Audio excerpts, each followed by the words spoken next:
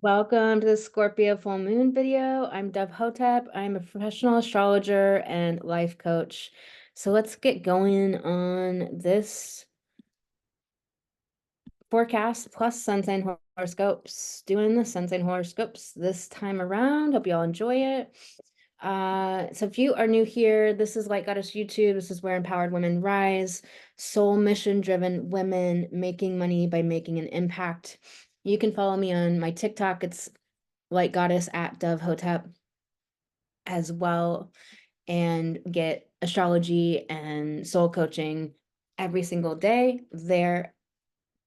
So let's get into this forecast here. And in part one, I do the astrology forecast. In part two, I do sun sign horoscopes. I really encourage you not to skip this first part because it will enrich your sun sign horoscopes. And I'm not going to redo anything here in your sun sign horoscope. So you'll get so much more understanding about your sun signs when you watch this first part. And definitely shoot this out to a friend, share this with somebody that could really benefit from this. Really appreciate you doing that. So this April 20th, we're having a really rare conjunction with Jupiter and Uranus, and any sort of aspect, it's the time leading up to the aspect to when it's exact. That is the most intense time, and then that peak at the time it's exact. Sometimes some event in the world happens. Sometimes it's just this real intensity leading up to it, and then it starts to wane off. And so we've been feeling this all month because this has been applying all month. So we've been feeling this conjunction the whole month of April. I'm recording this on the 14th, and on the 14th is when we started feeling the Sun Pluto square, because this is the first Aries season that we haven't had Pluto in Capricorn, and so we haven't had a Sun Pluto square the whole season of Aries until this late part of the season where the sun is moving towards Taurus and out of Aries, where it's going to make that exact square to Pluto. And it's the first opening square. And the Sun Pluto squares are challenging. On the 14th, when I'm recording this, it was a tougher day than it had been. And you can feel this. And a lot of people I connected with were talking about how they were just having a hard day and having a hard time.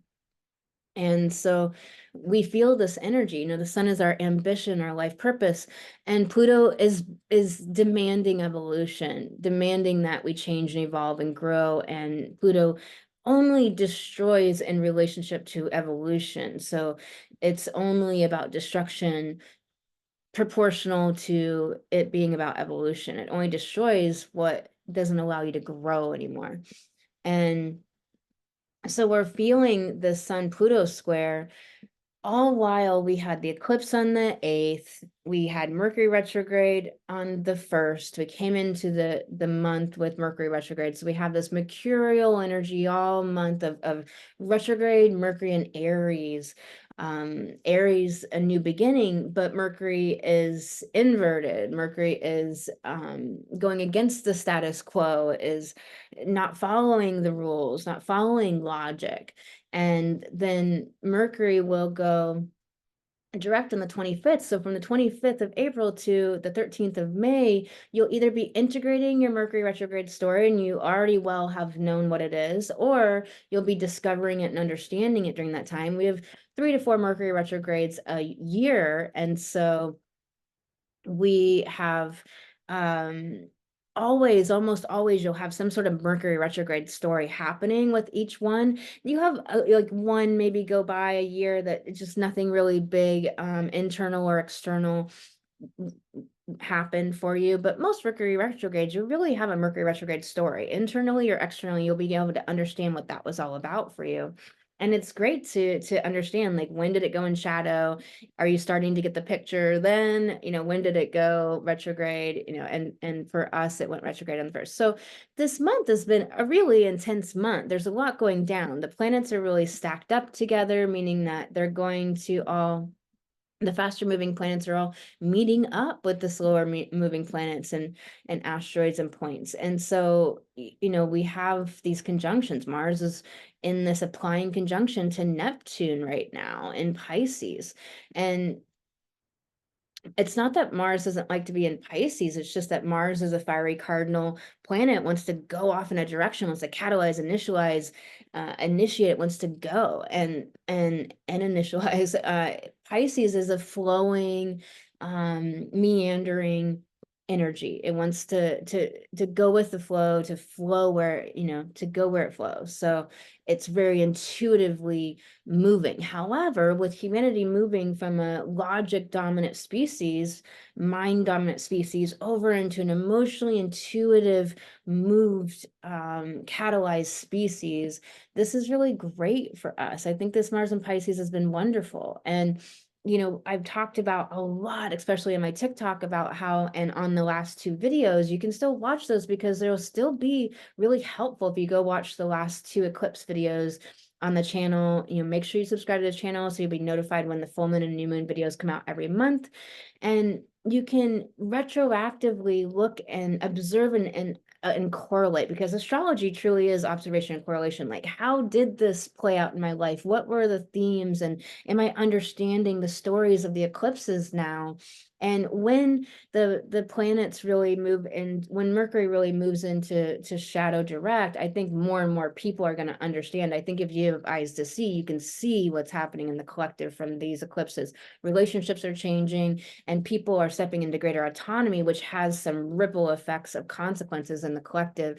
People are more aggro and aggressive because people aren't taking shit anymore, and other people don't know how to handle that. And it's this back and forth in the collective, and it's just a symptom of the collective standing in greater and greater autonomy, less and less control by external forces or external people, whether it's in relationships, families, or in the greater scheme of things. So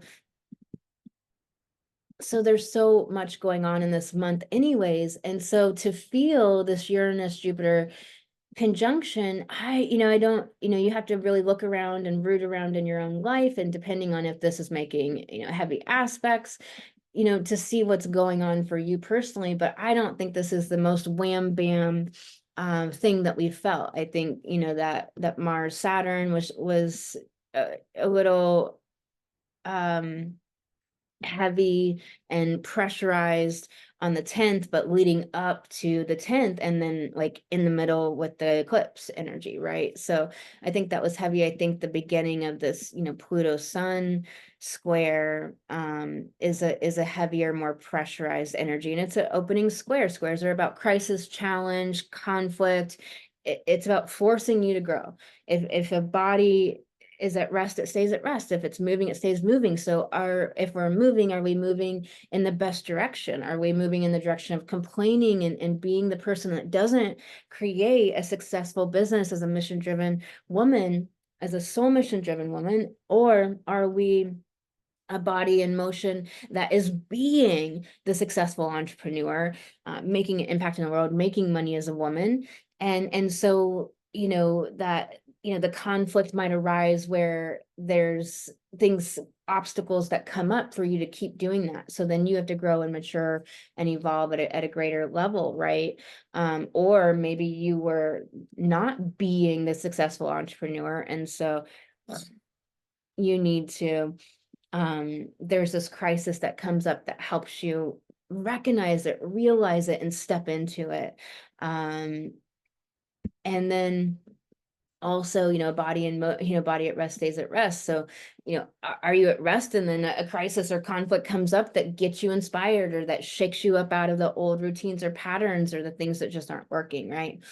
So this is all happening, leading up to the exact conjunction, which is on the 20th. This is a rare conjunction. It hasn't happened for 83 years. It hasn't happened for 83 years. A conjunction with Uranus and Jupiter will only happen in the same sign, will only happen every 83, 84 years, unless unless there's a retrograde, and then you'll have the conjunction happen 3 times, which we had in 68, 69, and we had in the 80s. And so We haven't had this conjunction of Jupiter and Uranus and Taurus since 1941.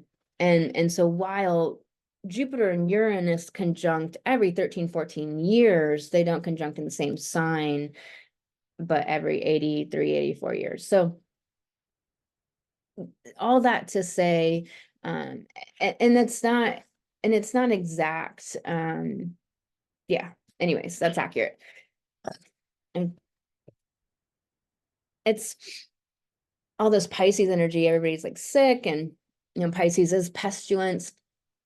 Mars is nearing Neptune conjunction. So all that to say that this is rare, and we've had Uranus awakening, because Uranus is about awakening the feminine within the collective humanity's soul, waking us back up to what has been lost, and waking us back up to empathy, compassion, reverence for life, connection to our emotions, to feeling, to what's worthy, what really matters, and really trying to wake us up out of the patriarchal programming, out of the, call it the matrix programming, call it the consensus status quo conditioning, call it the oligarchical programming, whatever you want to call it, but waking us up out of this dominator culture and this old paradigm way of being that is all about death. It's about death. It's about it's polluting our world, not caring and having reverence for life, not having inclusivity with people, only a small percentage of people in power, and all those people in power are always narcissists, psychopaths, or sociopaths, or people who are towing that same line and have been programmed and think that that's the way, or are trying to survive, etc. And so we have to really realize that this has been part of Uranus since 2018. Uranus is here in Taurus from 2018 to 2026. And so Jupiter here, Jupiter is our belief system. So this Jupiter-Uranus conjunction is very much like beliefs exploding with liberation. Uranus is all about liberation. Uranus always wants to liberate us. However, it often does it through trauma, through breakdown, through the unexpected, through reversals, through challenge and difficulty. And Jupiter is this expansion, it's higher wisdom. And so it's expanding, the liberation on the earth, expanding us, moving towards new paradigms of life, new ways of living, and waking up, individuating more and more and more from external control, and also from the control of our own erroneous thinking and belief systems and patterns. A lot of this conjunction, I really feel like is, it's in a feminine yin sign. It's really going to be deeply internal. Taurus is all about self-reliance at the root base. Taurus is also about Maslow's hierarchy of needs. It's about our own value system, and our value system and beliefs are really go hand in hand.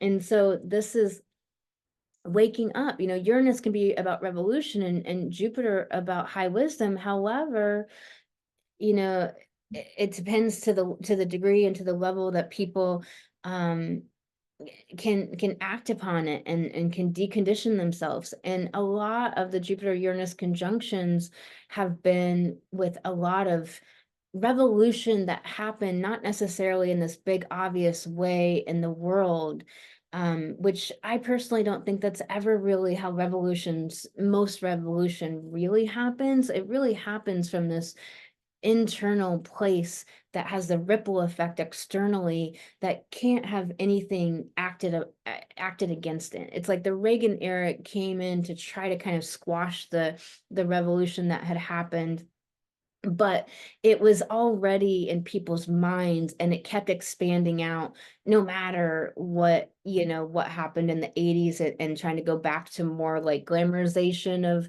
materialism, and wealth put on this pedestal in this wrong kind of way. It's not that there's anything wrong with money or wealth, it's like what people do with it, and this glamorization of it, and for people it's inhumane and lacking in dignity and care for life, care for other humans, care for humanity, to have people impoverished when other people, are swimming in wealth. It's disgusting.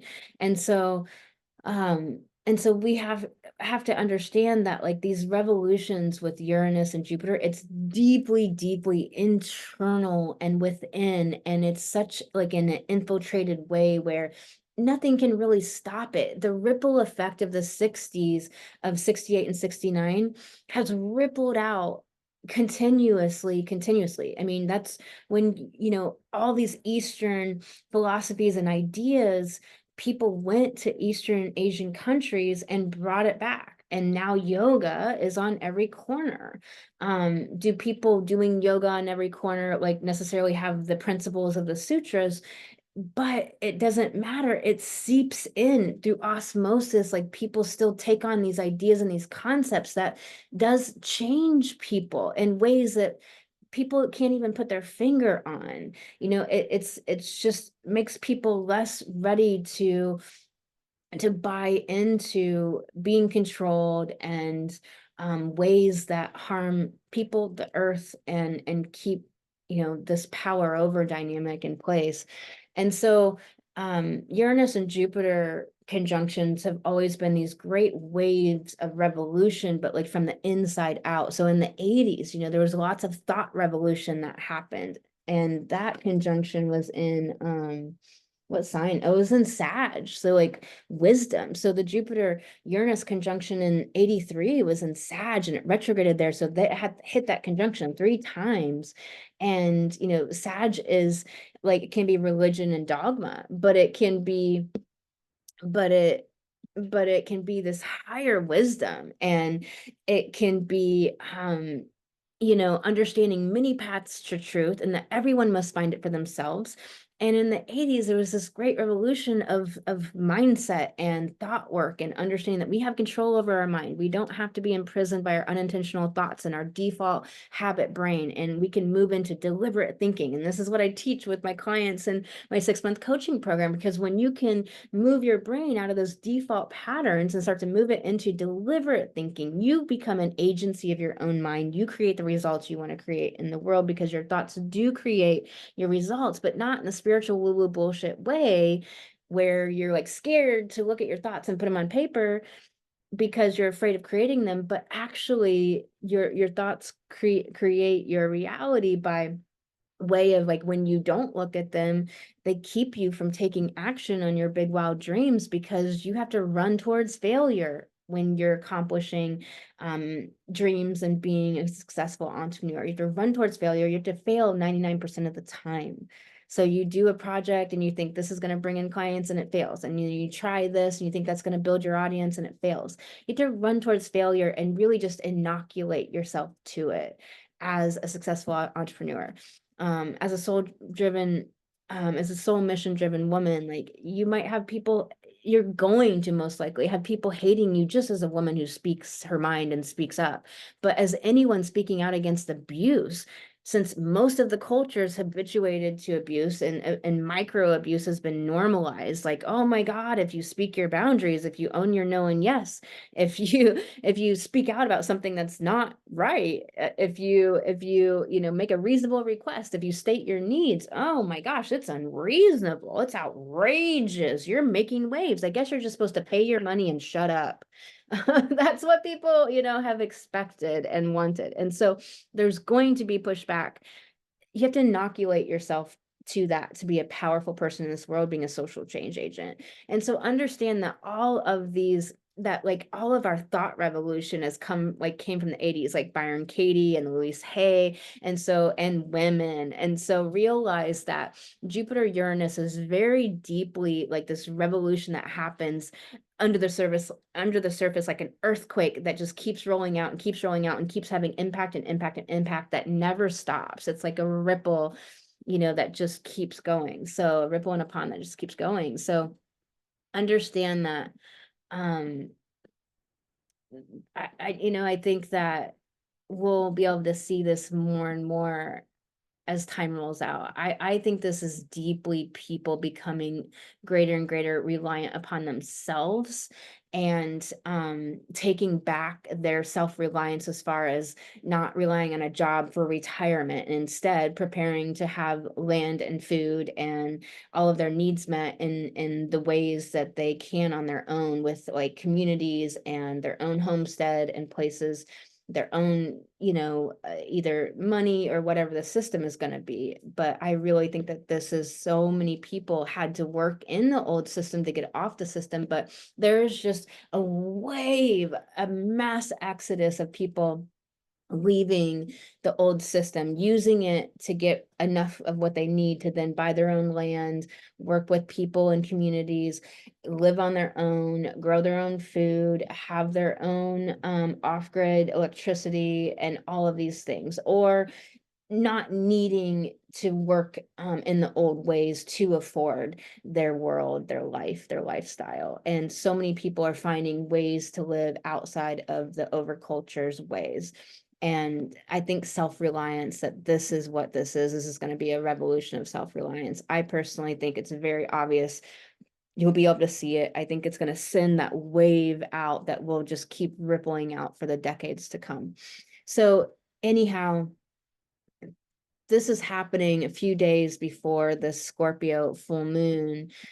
And remember that from the 14th onward, we're in that Pluto sun. So, pressure makes the diamond. Definitely can feel that sort of pressure, constriction, just it can feel tough or hard. Some people, this is their solar return chart, Pluto square sun. It's like, sorry, tough year, It's Pluto is all about transformation, but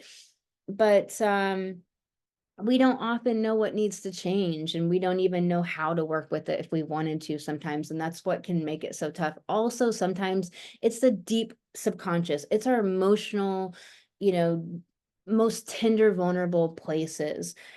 It is our shadow, and looking at all of that, if you're not willing to be embarrassed, if you're not willing to grow in humility and to have your ego hurt and feel embarrassed and feel like it's dumb and stupid, if you're not willing to feel dumb and stupid, if you're not willing to feel like you don't know anything and you look like an idiot, if you're not willing to have people think all kinds of things about you, that's what makes stuff like this really hard, is because you're not willing to feel any of the emotions, Pluto, that we must feel to face our shadow and to also heal it. I help my clients to witness and release their emotions, to do the deep transformational healing work at the alchemical level, to where you heal completely. Healing is just resolution. So I want to look at this full moon.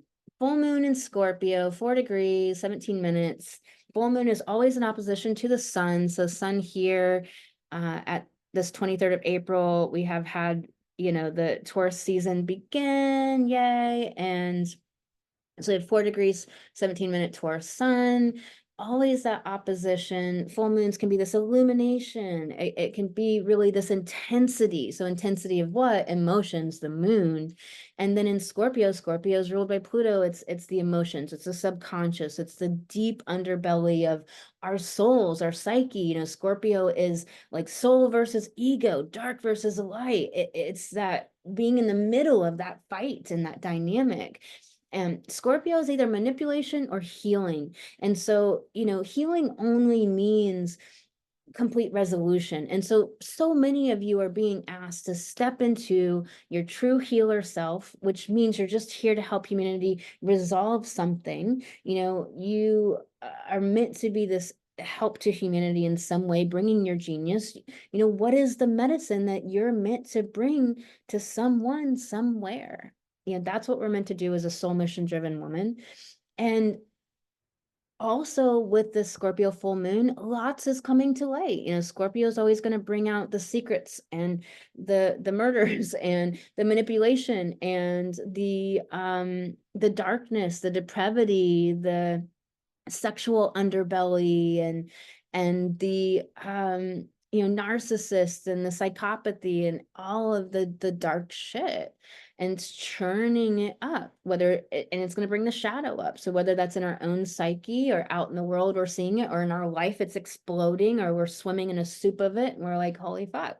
So you're going to know what this is in your life. You know, I'm very aware of what it is in my life. It's been evident and growing for a couple weeks here. There's some situations I've had to have some conversations or figure out what the right path is um to be in integrity and yet to do what I feel is right. And these squares, you know, this moon is having a closing square to Pluto. This sun is having this opening square to Pluto. And this T square, you know, this focal point of Pluto and Aquarius is mobilizing these energies that are already mobilized because it's a full moon, because also we have had this Jupiter Uranus conjunction. Jupiter's only 1 degree off in that new moon phase of this conjunction. And we had the eclipse, and we have a Mercury retrograde, and we have Mars conjuncting Neptune, and we have all these, you know, conjunctions happening. We have Venus conjuncting Eris, this goddess of standing outside the status quo, which means what? Which means you get admonished, rebuked, you get pushback, you have issues, because to stand up to power, to speak truth to power, to speak what you see and know and hear, it's not an easy path to walk, but that is the path of a starseed, a change bringer, a social change agent, a soul mission driven woman, a woman speaking her voice and being authentic and true to herself. That's just the path of a woman speaking up at all. You know, a man will never understand what it is to be a biological woman in this patriarchal, largely woman hating world. They'll just never fucking get it. And so, and so we have to realize that, you know, how have you come to terms with that peace? How have you come to terms with that peace? How can you inoculate yourself to that being a problem? And it just is what it is. I know for me, you know, there's been the ups and downs with it, and, you know, I go through the phases of where it's really just coming up big, and I have to face it and grieve and, you know, go through the challenge of it, and the sadness and the anger and the outrage and the different things that come up with it. And then it integrates, and I move back into the, you know, a place of empowerment and inspiration and so forth. And, you know, I've really gotten to a place where I'm mostly pretty inoculated to it. There's probably always going to be moments of challenge with it, but I'm more and more inoculated the more that the months and the years pass by, of being the social change agent, knowing who I am, knowing that I'm a pioneer, knowing that I'm a woman speaking our voice, and basically having pushback just to my existence my whole life and most other lifetimes. So like, you know, I've dealt with this my whole life. Um and so at this point, especially when you can identify it and do that Gemini identification and understand what it is and why it is, it helps so much to walk the path and understand that there's so many people just like you, that you're here to help and be a guidepost, a lamppost, a beacon, a lighthouse for them. And so this Pluto, again, Pluto is all about evolution, and in Aquarius, humanity and the collective evolving, finally waking up, facing the challenge of individuation and liberation from the old way, the old paradigm, you know, what we talked about earlier, what you call it, whatever you call it, the overculture, the matrix, the consensus status quo, you know, the dominator culture, you know, waking up out of the programming from the control of other people, the indoctrination of your own education, the, you know, manufacturing companies and Hollywood and everyone always setting the narrative and telling you what you are, what life is, who you are. You know, no, this is about you setting your own self-identity, you know, you creating your self-identity, stepping into that and being that and believing that. And so this is not an easy full moon, but this whole month hasn't really been I wouldn't say it's been hard, I guess. The more the vibe of it, I feel like it's just this like a pressurizedness, like being squeezed, you know, like pressure makes the diamond. Like it just has really felt like a lot of you know, squeezing in one direction to produce change and growth, and then squeezing in another direction to produce change and growth. And with, you know, Uranus, such an with Saturn rather, and such an active player in Pisces, cohabitating with all these Pisces planets we had here at the beginning of the month and then back in February. It's just been really this maturation, and all this Pisces has been like closing out old cycles, closing out old loops, closing out old identities and who you thought you were, and patterns and relationships, you know, that really, I really encourage you to go back and listen to my last two eclipse videos, because they're not outdated. You're gonna see these things in your life. You're gonna have epiphanies. You're gonna have understandings that are gonna help you in your life, because the Libra lunar eclipse was really about liberating us. You know, it was ruled by Pisces and Venus, about liberating us, closing old relationship cycles of the way relationships have been. Relationships have been based upon ownership, codependence, you know, based upon some sort of fucked up relationship dynamic that's not healthy, that's dysfunctional. You know, Scorpio shadow is everything that's dysfunctional. There is the beautiful side to Scorpio, which is the healer, metaphysics, the spiritual, the deep psychic world, subconscious emotional world, deep intimate bonds and intimacy. But this is also money and investments and other people's money. And Taurus is about, you know, our basic survival needs, self-reliance, and our values. What are our value systems? Who and what do we value? And who do we let have access to us? And this Aquarius about individuation. You know, so Pluto and Aquarius ruled moon in that closing square. A closing square, there's a lot of understanding with this full moon and afterwards, because this is a closing integrating square. And so the closer that the moon gets to Pluto back into Aquarius, the more everything's going to work itself out, be revealed, be put into place. Basically, it's like, what amount of growth, you understand the themes. So what growth are you going to go for? Are you going to see what you're seeing?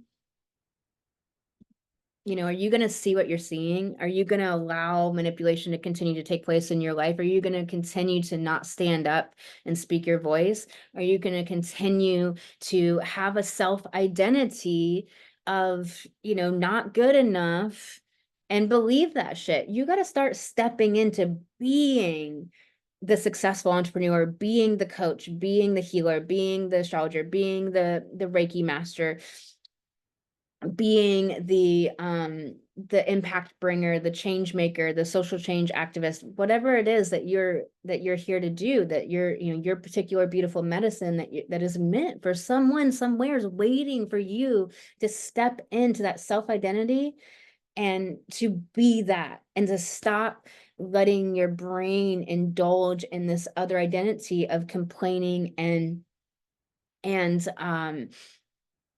beating you up and saying that you're not good enough.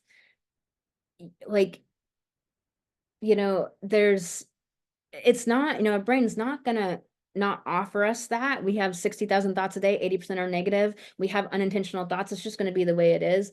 However, you must step into being who you want to be the successful XYZ, step into that energy, and don't give your brain a chance to indulge in that other bullshit. Now, if you've had trauma or abuse, it's a little bit different. With trauma and abuse, you do have to go through that phase where it is coming up, you are complaining, you are talking about it, you are blaming the other person. You want to go through that with a trauma-informed coach, with a trauma coach or a therapeutic coach like I am, or with the therapist, or with somebody that is really highly skilled in knowing how to actually help that. A lot of therapists do talk therapy, which does not help trauma. I'm sorry. It's just not, it's not gonna, it can have an amount of usefulness, but ultimately you're not going to heal by doing talk therapy. So trauma requires validation and witness, and it requires somebody that can be loving and understand what that is, but it also requires for you to not stay there forever and for you to be able to work with your emotions and to work through things.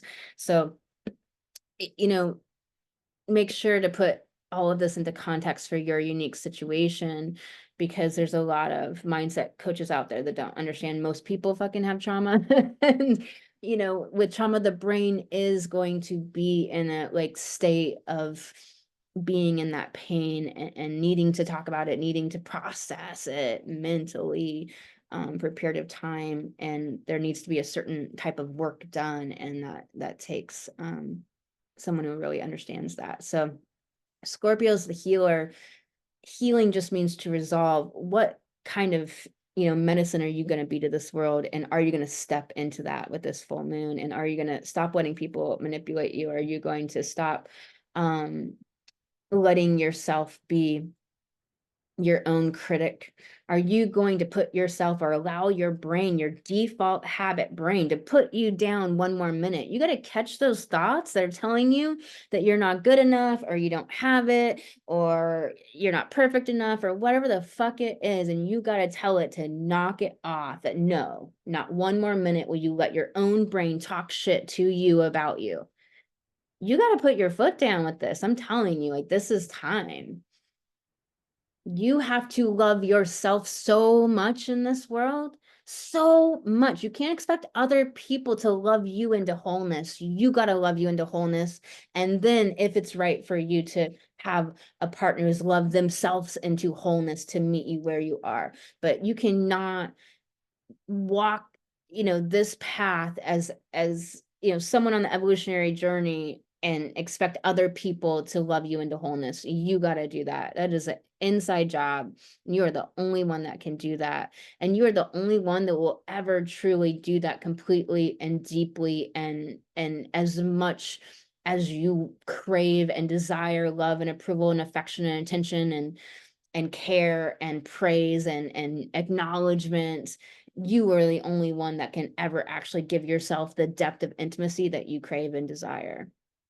I guarantee you, anything else will be a mimic, a toxic mimic. Anything else will be mimicking it, but you'll never have the true depth of it. This quincunx to the South node during this full moon time to Mars here, quincunxes are crises, challenging, Mars, it's already having a little bit of a struggle in Pisces to begin with. It's applying to that conjunction of Neptune in this balsamic phase to Neptune, meaning that it's dying a death of old identities or old way it took action in the world that just didn't work or was in the victim. Pisces was in a victimhood or a state of disempowerment way of being in the world, taking action in the world, trying to get its desires met in the world in a disempowered victim-y way, or maladaptive, passive aggressive bullshit ways or manipulative ways. And it's got that quincunx to the South Node in Libra, relationships and people not fucking taking it anymore and not doing it anymore and standing up to power and standing up to micro abuses and saying no more, or they're standing in their own power. So it's not working and you're bouncing off, or they're bouncing off you, and the challenge of that dynamic. And also just like all of the old relationships, all the old Libra shadow of wanting to be so enmeshed with other people, wanting to only know yourself through other. And sometimes it's not on purpose. Sometimes it's like I'm a Pluto Libra, and it's been an interesting journey lately with that Libra lunar eclipse of really like working that out of my system and being like, no, I'm going to know myself through myself. Aries, the opposite, the Pluto polarity point, the evolutionary intention of my soul in this lifetime. It's like I got to know myself through my own self only, not through what others mirror or what have you. And there's some healthiness that can be there, a friend or people that truly can see you and love you, have believing eyes and loving mirrors for you. But that's not where you can get your baseline and be doing the highest evolutionary path. this quincunx here to Lilith. Lilith is always about anger and rage and outrage from our power being suppressed, or our amazingness of who we are, our love and our beauty and our care and empathy and just aliveness and our light being demonized or made to be crazy or gaslit or what have you. Quincunx Venus, or is it Chiron? Oh, I thought it was Venus. Let me just check here.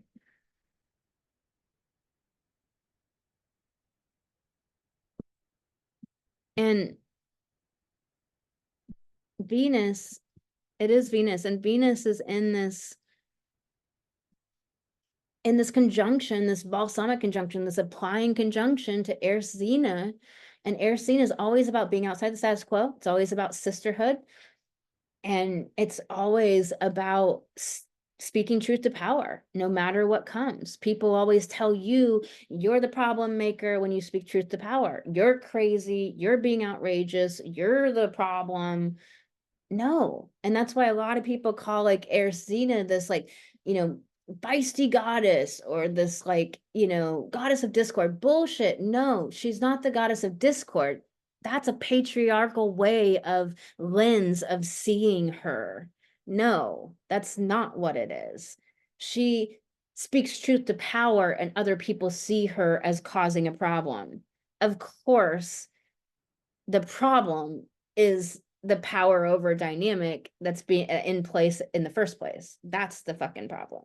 So we have to really see how people keep trying to make what's right wrong, and still people that are good people and people that are like trying to spread light and trying to spread great messages and have a platform are still fucking that shit up and don't see it, don't see how they're still perpetuating patriarchy by saying like she's the goddess of discord. No, she's not. She's the goddess of speaking truth to power, which other people from a patriarchal lens then say she's a problem maker. Oh, she's discord. No, that's fucking gaslighting. We have to catch that. You have to begin to catch gaslighting everywhere, every little pocket that it exists. We must change this world.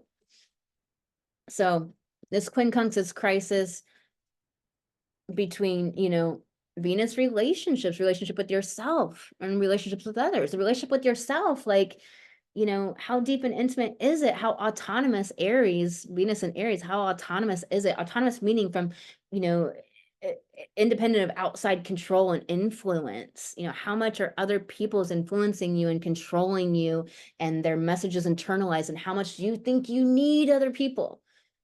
As to the degree that you think you need other people and you can't live without them, is to the degree that they can control you. You can be a whole person that doesn't need someone else, and also want a partnership and either seek or have a partnership that's deep, and you will have a deeper, more intimate one the more you don't need and cling and grasp and are so afraid of not having a partner. The more you are whole and unto yourself, the deeper intimacy you offer somebody else, and someone else, you can attract somebody else that can meet you there. So I really offer that up to y'all. This Uranus and Jupiter has these trines to Lilith. Empowerment it's happening underneath in the deep psyche of the collective, and it is happening, and it is exploding. Uranus is explosions. And it's so funny to me, so many people who are just like, I don't know, man, there's just not awake. And they appear like they have the optics of being awake, like they're into spiritual things, or they're going to workshops, or they're reading books or whatever, but they're just not awake though. They're not, they're not really don't have the eyes to really truly see it, and they're just complaining and whining and like, I want something big to happen. It's like, dude, it's everywhere. You can't not see it happening. Just like the 4B, movement just all of a sudden exploded on social media when this was a Korean movement since 2019, where Korean women, if you don't know about the 4B movement, have like said like, I don't need a man for sex or kids or want them, whatever. And I don't know what the impetus was for that coming about. I don't know if it was feminine empowerment or if it was something else. But anyways, has kind of like exploded in the States lately, and it's really being talked about so much lately. And it like, yeah, it's like women are like standing up out of these old patriarchal ways. It's like things can't like, it's everywhere is shifting. People are becoming more empowered everywhere. For men, I don't know. My guides talk about men and say that men, which I didn't need them to tell me this, but like that men basically they can make it in the patriarchy. So they don't have that deep compulsion like women do to wake the fuck up and deconstruct the patriarchy from their own psyche. It doesn't do them any favors to stay in it. It's not helping them. My guide said the patriarchy has sucked the depth from men and made them like shallow beings. And obviously this is way generalizing. I'm not trying to put down amazing men. There's amazing men out there. Okay. So please, I really work very diligently not to conflate patriarchy with men. Patriarchy is narcissists, psychopaths, and sociopaths. Okay. But men have been able to make it in that world, and so they don't have the same impetus, the same compelling to want to deconstruct it completely from their psyche and wake up out of all the programming. And it's also sucked the depth out of them. So there isn't, unless there's some big provoking, and this 4B movement is provoking men hardcore, and it's great to see. It needs to happen. And and the other thing about men waking up is that they don't have the role models and stuff out there. They don't have deep awakened great role models. A lot of the people that seem like it are are are fucktards. They're narcissists, they're psychopaths, they're people who are manipulating and abusing. So um you know, as much as it is challenging, it is amazing out there. There's so much beauty, there's so much good, there's so much evolution, there's so much waking up. You got to, yes, be eyes open to the real world and the depravity and the darkness and all the shit, but inundate yourself with all of the good and all of the amazingness that's happening, and all the people waking up, and all the people getting off the old paradigm, and all the people bringing their medicine to the world, and their genius and their fire and their light, and all the good and all the loving beings, and all the people that care about animals and plants and the earth, and that are cleaning the oceans. And this one guy who's like in Japan, and he's like giving all these crabs that have made plastic their like home, their shell, and giving them real shells, and all these crabs. It's so adorable. I think it's called like make change for the planet. I don't know. You have to look up this crab guy in Japan. Like I think it's like make change for the earth with a number 4, but I can't remember for sure if that's it. But anyways, it's this guy in Japan who, like, all of these crabs have no natural shells. I don't know if it's only because people take all the shells from the beaches. Surely that wouldn't be the only reason it is. I'm sure pollution, the Fukushima, like nuclear waste. I mean, I'm surprised that there's life on the beach at all. But all these little crabbies are like walking around with plastic lids and caps as their shell, because they don't have shells. And this guy is like going and giving them shells, and like gives them a couple of choices, and the crab comes along like, what is this? And it's like you can just feel the energy of its joy and its happiness. This is something else you have to remember, is that narcissists don't want you to be happy. They don't want other people to be happy. Whenever other people are happy, they have to redirect it to themselves, or they have to take them down. They have to like do something. People that are not nice, narcissists, psychopaths, and sociopaths, they love it when other people are happy. They want to make people happy, not in a codependent way, but and just like these crabs, like giving them a home. It's one of the most, like, I love this account so much. It's like one of my favorite Instagram accounts. So anyways, y'all, I'm going to get into the sun signs for all 12 signs. Make sure you subscribe, like, share. please subscribe to my channel, because then you'll be notified when the new full moon and new moon videos come out. They'll pop into your feed. You can search it really easy and find it. And also just helps more women find this amazing work where I'm really working to share my medicine with this world and help women be empowered at the highest levels, help women make money. There's so many people out there that are good people, but you know, they've made a lot of millions of dollars, but they ain't doing shit with their money. I'm sorry, but you ain't doing shit with your money, a lot of you. You got charities on your website. Oh, I donate to these charities. Charities don't do shit. Charities run galas and pay their employees to shuffle papers. They don't fucking do anything. If there was millions of dollars actually helping the world, you'd be able to see it. Let's do boots on the ground change and actually fucking help people who need help, like on the street and stuff. Like, let's really actually make money as women and really make change in this world and really help at the highest levels where you can see it. So I'm just encouraging you to not be a woman who's afraid to make money and then go do with it, do good, amazing things with it. Don't fall into the charity trap. I have these charities on my website. See how philanthropist I am? Bullshit. That is bullshit. So gonna get into the sun signs. Please shoot this off and share this video with one of your friends. Text, you can just like text the video and share it with a friend. It really helps the metrics and helps other women find this amazing work. I really appreciate you so much. I'm sending you lots of love. Make sure to watch your rising sign, that's your natal birth chart, and then watch your sun sign, and that's your solar chart, which both of them have really great information together. All right, y'all. I will see you in the sun signs. And before I forget, if you'd like to book an astrology reading with me, you can go to empoweredwomenrise.com. That's empowered women, plural with an E, rise, just 4 letters.com. All right, let's do Aries.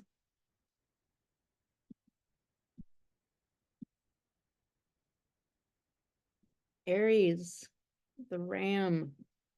That's your glyph.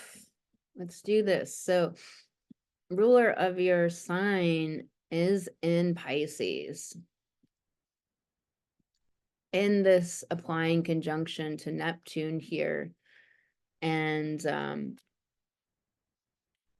you know, I can feel like you've lost the plot, like you can't get things to go in a straight line, go in the direction you want. Definitely, this is a death rebirth moment of the old ways that, you know, you think that you're meant to bring your desires about.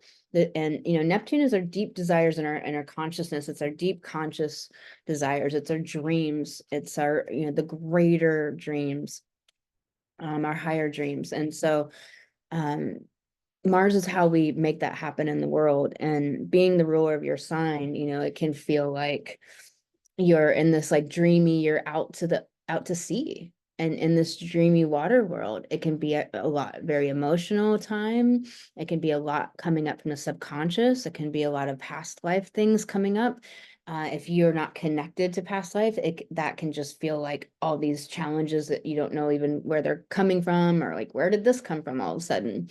You know, like I had malnutrition in past life, I have malnutrition in this life. I didn't know they were connected until later. And so malnutrition just came up, and you know, I didn't know. But that's what I mean, is that your past life momentum patterns, unhealed, can be coming up and active in this life and happening. And so very much this energy of death before the rebirth. Also, you know, for a lot of Aries, there's this Sun square Pluto in your solar chart. So all you late degree Aries, you know, you're going to have this in your solar chart. It means challenges, you know, it's evolution with your life purpose. So you can't really have a life purpose without growing, and growing means facing shadow, facing the darkest emotions that you have, facing your vulnerabilities, facing the challenge and the difficulty. Squares are crisis, challenge, pain, loss, but it's all for a purpose. It's for growth. It's for something to become greater. It's for the caterpillar to become the butterfly, but the caterpillar's journey of becoming a butterfly means that its body is becoming the wings of the butterfly. So I mean, just think that if you're turning into a unicorn, you know, your ribs are breaking open and turning into like you know, horse legs, and that's probably quite frightening and unsettling, you know, but then you're this amazing mystical creature, you know. I mean, so if you can really understand the greater why behind the difficulty that you may be facing. And so those of you with birthdays later, I encourage you to work and get an astrology reading and work with your astrology, understanding what your year's about, understanding your whole solar chart, and also understanding your chart deeper. You know, what's your south node? Your south node is so much of who your personality is. So is your moon. You're not going to ever see your sun in your personality much, unless you have that sign in your in other planets, particularly your personal planets. So you're going to see your rising and your moon and your south node and your Pluto the most. The most, and your Venus, you know, your Mars, your Mercury, your personal planets, you're going to see those the most in your personality, and coming out in your life. Okay, so Aries, this is what's going down for you. Also, this moon, you know, is the 8th house moon for you. 8th house, you're always got that pure energy. So it's definitely all those themes of death and rebirth, of the subconscious, of the deep emotional waters, of manipulation, or the healer. You know, are you having manipulate people in your life? Are you manipulating as a coping mechanism, or as a way to try to get your needs met, or as a defense mechanism? Do you have subconscious material coming up that you need to look at? Or you have, you know, intimacy and sex issues going down? So these are the things that are kind of coming to light here. And there's a square to Pluto, and your 11th of, you know, community groups, bringing your gifts to the world, your friendships, your networking groups, your audience, in your biz, and how these things are impacting this, maybe causing you to need to take a break, or not causing you to be able to show up at your highest, or maybe causing you to doubt yourself. And so therefore you're not like putting yourself out there and really showing up at your highest. You know, again, this is going to pass through. It's the time leading up to this that's the hardest. And then, you know, a couple of days, even just a day, often you'll move out of that energy. But you do have that Sun square Pluto energy if you're a late degree Aries for in your solar return. So anyways, at the time of this full moon, you know, that Sun square Pluto is already coming off, but that lead up is intense. So luckily it's not just co-present in the same square signs all season. So all right, Aries, I'm sending you lots of love. You know, this conjunction, this Jupiter Uranus conjunction, your 2nd house, you know, that's your house of valuing yourself, and it's your house of survival and basic survival, and, you know, having the material possessions and those types of things. And so let's pull you some cards. I'm gonna do it. I think I'm gonna do another video for that. So I'm gonna do much more on that right now. What wants to come up for Aries? Manifesting and doing. So if you're in the like go, go, go energy, and you're not really being in that co-creation with the divine and letting divine magic come in, you know, it's not that the divine is like magical and it's this like thing I don't understand. It's that we are divine beings. We are energy beings. We are light and energy.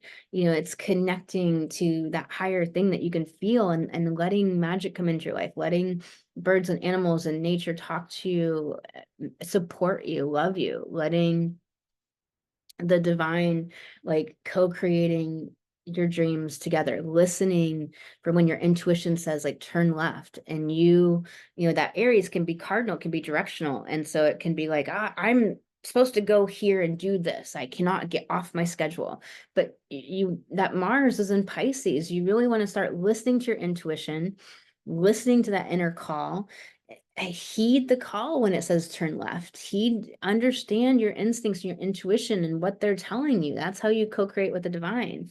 And also, you like, I doubt this is you, but you can't just be in the manifesting and off in la la land and not actually taking action or having a strategy. Strategy is not a dirty word. All right, what else, Aries? Accept and receive. And so this is wanting you to allow all the good to come in. That often means being vulnerable. That often means getting quieter, being more in stillness, connecting with energy, connecting with intuition, energetic medicine, bringing in that ability to allow the good to happen to you. Often it's a mind shift, you know, from all of everything seeming so bad. I'm telling you, you can be in the worst situations and let the amazing good that is there for you show itself to you and come into your life. That's what Pisces is. It's two disparate things. It's the paradox. It's holding disparate things at simultaneously, and you know, being able to hold the paradox. Scorpio is all or nothing, black and white. It has to be all this way, all that way. It's very fixed, a lot of fixed energy. You know, this full moon is all, you know, fixity in the chart, and that fixity can be particular and can be rigid. And you know, Mars is telling you everything. It's you know, you got this beautiful card. I personally love these colors, and it's just like very Piscean vibe, you know, feed your artist. And it's a very Piscean message. It's wanting you to get into the play, the flow, you know, feed your artist, feed your light, feed your joy. What allows you to flow and play and be in that flow state, to be creative, to believe in the good, to believe in your ability to create what you're here to create money, to create magic, to create impact in the world. What allows you to be in your joy, you know, trust joy. So many of us have our trust of joy, the switch flipped because of abuse, because of experiences we had that have stacked up in our lives, and we want to flip that switch back on. And so how can you like do some intuitive painting or take some class to get you into your body, into somatic movement, energy, practice? You know, how can you do something that maybe is different than what you normally do? Go skating, get out of the old patterns. Even if you do a lot of things and you're active in all of that, you know, are you sporty like Spice, and you really need to get into like that artsy, flowy, dreamy Spice, and like step out of your old patterns, your old ways. The reason for that is because new creative energy can flood through, and doesn't mean you stop being who you are and what you like to do. Like if you love working out heavy aerobics, but it's like still go swimming, go to the ocean, go play, go do some ecstatic dance, go make sure you have other things coming in to have other input. You know, Gemini is that input principle. We need all alternative inputs on a regular basis to stimulate new neural pathways, new emotional pathways, new opportunities to ignite our light and our joy. All right. You heard it here, Aries. If you'd like to book an astrology reading with me, you can do that at empoweredwomenrise.com. And you can find everything else there as well. I'm sending you so much love. And please throw down a like in this video. I'll talk to you on the next video.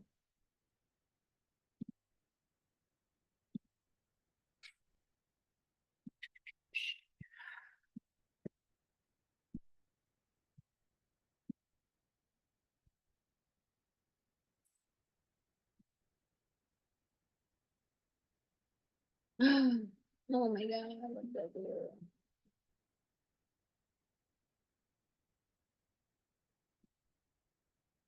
Okay, that made me think of something else.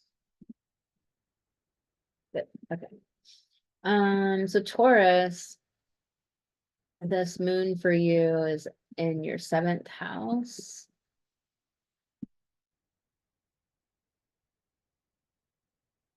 and just ignore the houses here in this chart. But anyways, this moon is in your 7th house. And Venus ruling your sign is in that conjunction to Aries. Make sure you watch part 1, so I'll give you a lot of great information. Venus is in that conjunction and really getting provoked in her relationship to self and her relationship to others, of being in Aries, all about autonomy.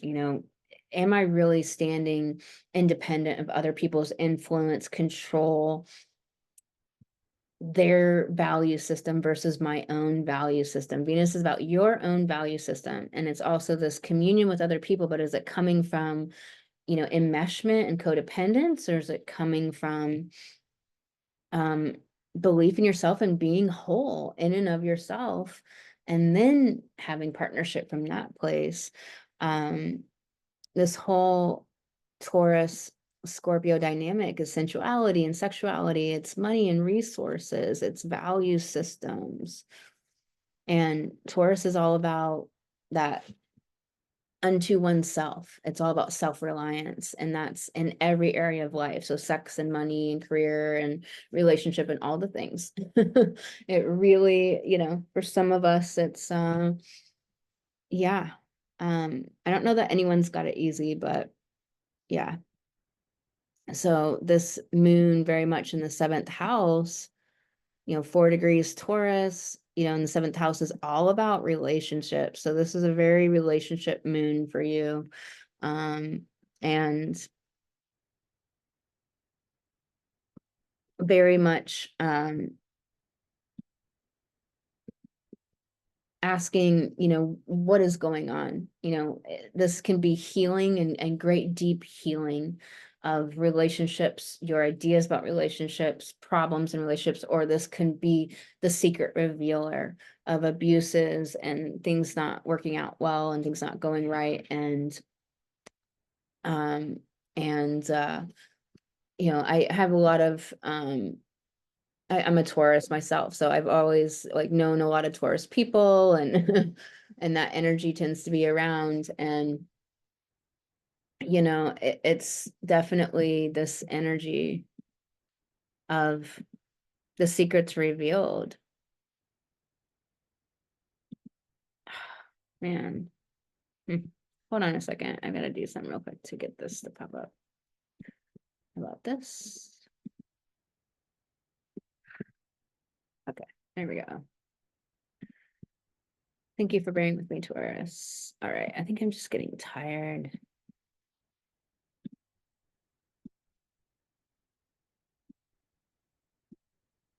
So Venus is in the 12th house. Venus is in Aries. She rules your sign. She's in that conjunction to Aries. So it's definitely about stepping into greater empowerment, stepping into greater autonomy. Autonomy is independent of outside influence and control. Stepping into being unto oneself, greater sisterhood, greater standing outside of the consensus status quo and mainstream value systems. What are your values? And this moon in the 7th house is all about relationships. Square, it's got a closing square to Pluto in this 10th house. And so all of the issues with career and those dynamics, individuation, stepping into greater your power, and being that change maker in the world. 10th house is career in relationship to your relationship. So is this people having always tried to control you and keep your light down, and you having shed all of that, and this is this closing psychological square where you're finally really having come into this great sense of power and individuation and liberation from all those that would try to dim your light, stop you, control you, etc. Or for many people, it's maybe just awakening to this and coming out of this. For many people, this is a lot of the deep intimate bonds and what's going on there, and how that affects career, and this fight between wanting to be with your people you love and then wanting to be working in your career, and that kind of dynamic where there's crisis there. It's you want both and can't have this, both. And how do you do that? This square to the sun is opening square. Sun's in the first house, of course, and all about the self-reliance and your identity, your self identity, your how you see yourself. If your identity is soul mission driven woman, successful entrepreneur, or any other title identity that you give yourself, then have you stepped into that? Are you being that? Are you being it? Do you show up that way? Are the thoughts you're allowing your brain to have and to occupy your mind the thoughts of someone who's creative? Are you focused on that? Are you solution oriented? Are you taking the actions of somebody that is already that? And that's what I'd really encourage you to think about here. So much going down, so powerful. Let's pull you some cards. All right, Taurus, pulling you some cards. Happy birthday to all the Tauruses out there. Stop, dropping ground. So it's wanting you to really remember to get out of your head, literally, doing some grounding with your feet in the grass, outside, communing with trees and birds and nature, and really sitting with that energy and being with it, and breathing, being in the present moment, habitating your body. Inhabit your body, be in the present moment, breathe, get back into your breath, get back connected, do some yoga poses. I love combining my work with movement constantly throughout the day, and it helps me to get out of my head, and it helps me to move a flood of ideas or all these disparate things coming in, and it helps just channel everything to where it's supposed to go so that there's that clear focus. Yeah, celebrate your wins. Most of us don't know how to do this, I'll be honest, and most of us feel cheesy, or we just don't know how to do it.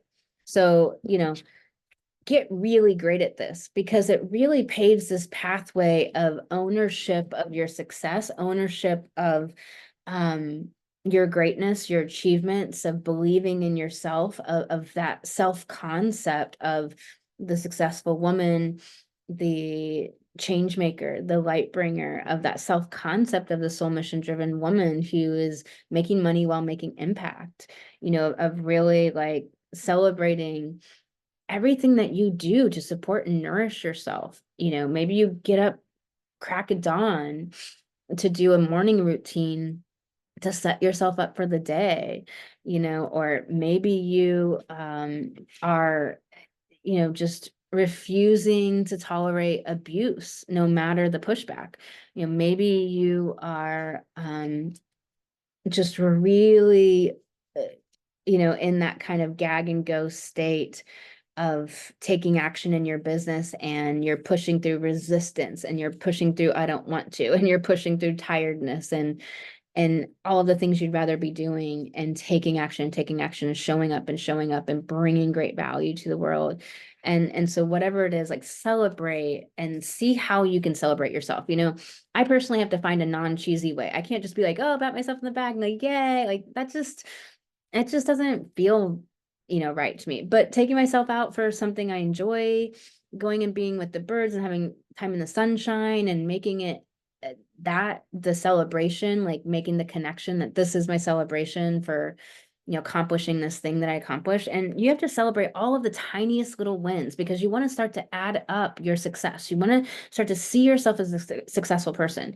You want to see all of the things you do. A lot of you have the habit of beating yourself up. You have to knock that shit off. You have to just decide, I'm not going to be the one who's abusive to myself ever again. I'm not going to put myself down ever again, one more minute, one more day. Like, you have to choose. There was just a time where I drew the line in the sand on that shit. Your soul shines. And it's not that my brain wouldn't offer me the thought. My brain wouldn't offer me the thought, but I have methods I teach my clients to just burn off those neural pathways, and I just didn't allow it.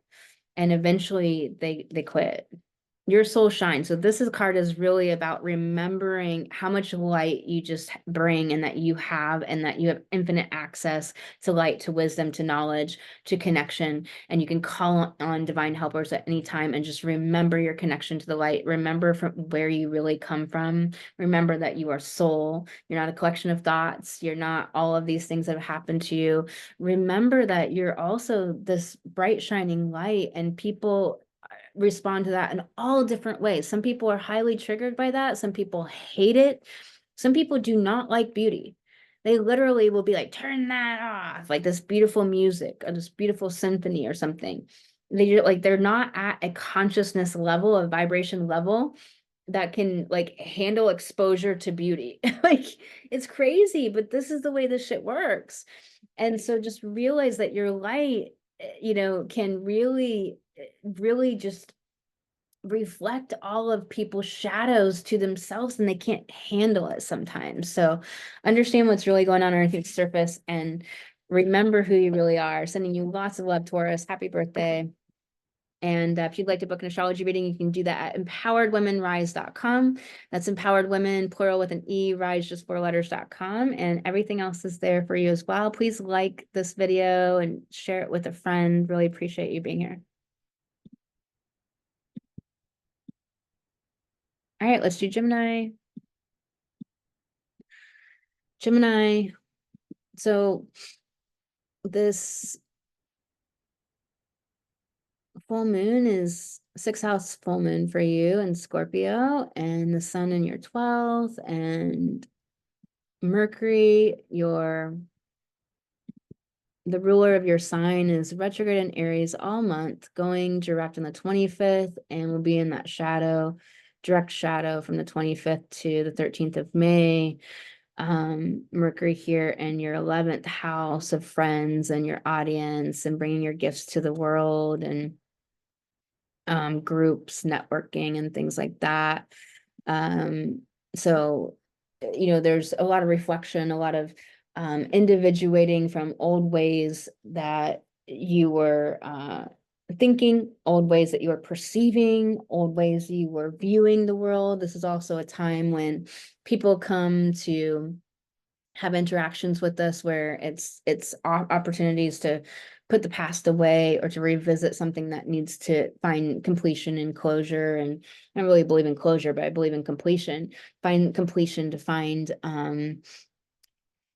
like retrieving anything that was needing to be retrieved, like old people coming out of the woodworks where it's not somebody you're going to continue to go on into the future with, but it's something you had a meaningful experience with in the past, and there's something left over that needs to be discussed or finalized or understood.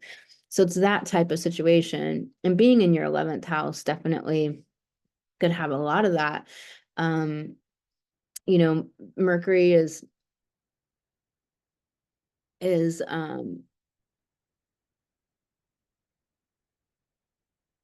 sitting with the North Node, and the North Node is our evolutionary growth. The nodes are our emotional lessons in any 18-month period. And so for this 18 months until January of 2025, it's the Libra Aries lessons. And Aries is about, choosing your self-concept, not letting your self-concept come from family or institutions and school or the culture or your partners or sisters or siblings or anyone, but you get to choose your self-concept. Who are you? What is your identity? With this Aries solar eclipse, it was time for me to let go of an old identity I took on for my business that had a reason that I did it, but it was not right for me anymore, and it wouldn't let me expand into the future. And so, bam, done. I died to that old name, and it was time to move forward. And it was really liberating and beautiful. And I did sacred ceremony and ritual. And so for you, what are the self-concepts that you're initiating and catalyzing right now? This full moon with all of the Scorpio themes in your 6th house of day-to-day life, your lifestyle, your work, how your work feels day to day, moment to moment. And Scorpio is the deep emotional things, the subconscious material.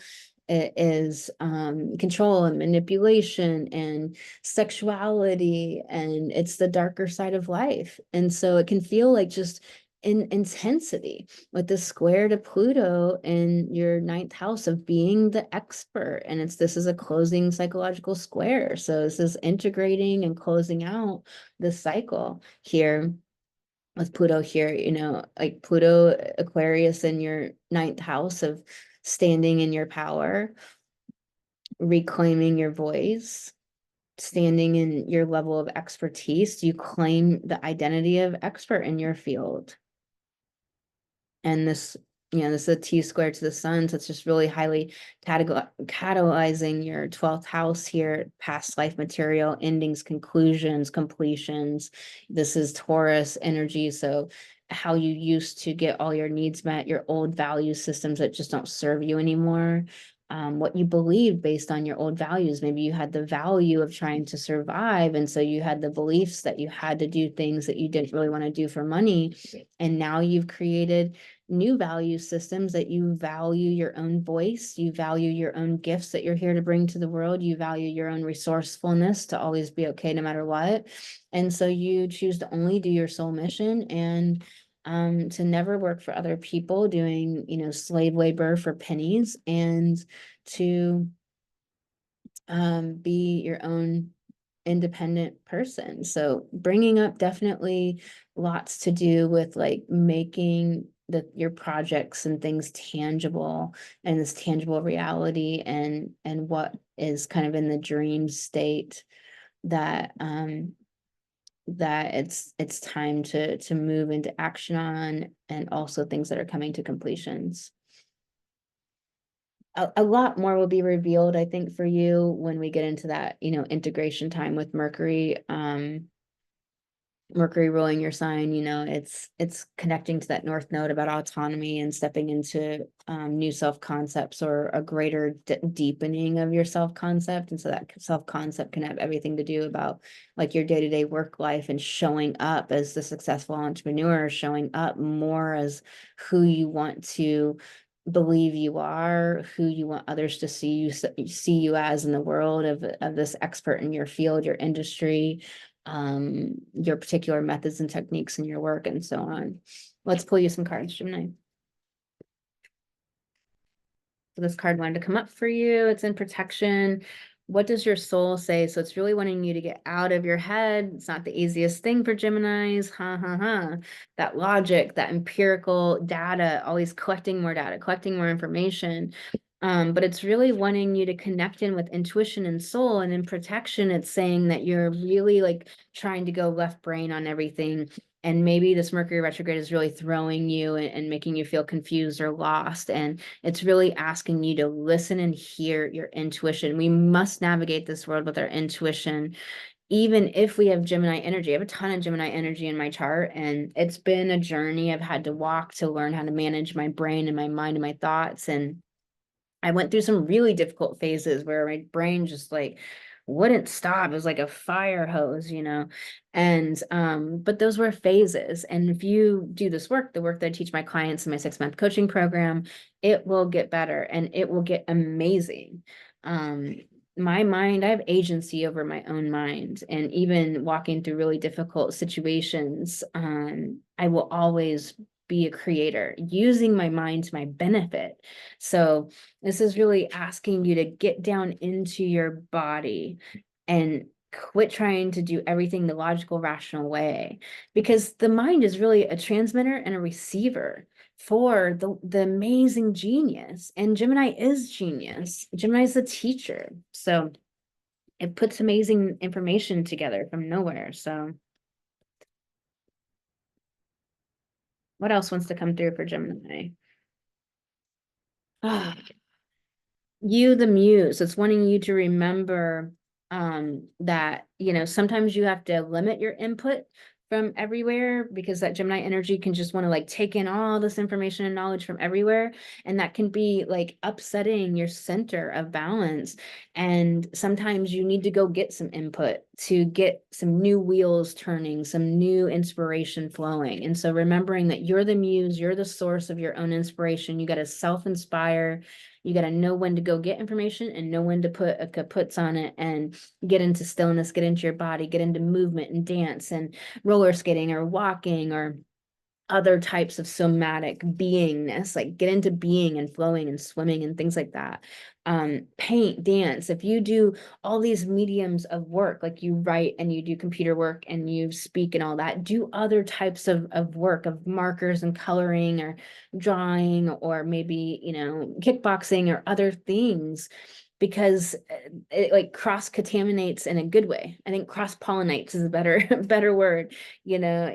So it really helps us get out of our ruts. You know, ruts are just a grave with the ends removed. So the edge of evolution feels messy. It's in protection. So you're thinking that the world is ending when you're actually just in an up level and an upgrade and an evolving moment here. And it does feel like everything's falling apart often. Like when we're waking up to a new level of awakening, you know, on the spiritual journey, like fuck, it feels like the walls and the ceilings and the floor went missing. And it's like, I don't even know where I'm at. I'm floating in space somewhere.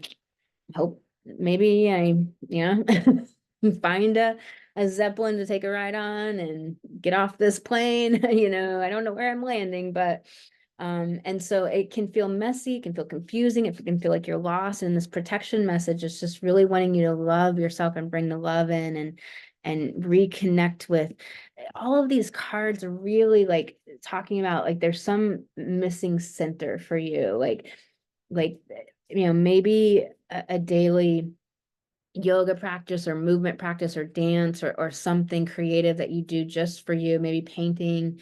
I keep getting painting over and over. That has come in a bunch. I just keep hearing painting. So you can do watercolors, you can do cheap paints. You don't necessarily have to go get a big setup, or maybe you go get the big setup and go get the easel and have fun with it and get canvases and stuff. Maybe you finger paint with your body, like get a bathing suit on and get finger paint and big paper that you can get at the craft store and paint with your body and see what comes out of it. I've literally had like a transformation of painting with my body, and like this painting was crazy. It looks like nothing probably to most people, but like I can totally see exactly what it is. And then this like hidden message came out of it days later. It was a crazy cool transformation. So I keep hearing painting. I think this is wanting you to let yourself get messy and stop wanting to order and identify and have everything. Like Gemini can be a little bit like the scientist or the arborist. Like I want to label every tree and know every leaf and what's the species, phylum, genius, whatever, you know, however that goes. Like it can be a little too classificatory. I was trying to make up a word that doesn't really roll off your tongue. But like Gemini wants to classify everything and label it and identify it, but it can be too much that. So got a lot of Pisces energy in the chart, got to flow, and it's so important. Get in your emotions, get in your body. All right, sending you lots of love, Gemini. Make sure you go to empoweredwomanrise.com for everything. Light Goddess, you can book an astrology reading there. You can gift someone with a birthday coming up an astrology reading there as well. And make sure to like, subscribe to this channel. Please shoot this off to a friend, share this with a friend, really helps the metrics. Sending you lots of love. Until next time.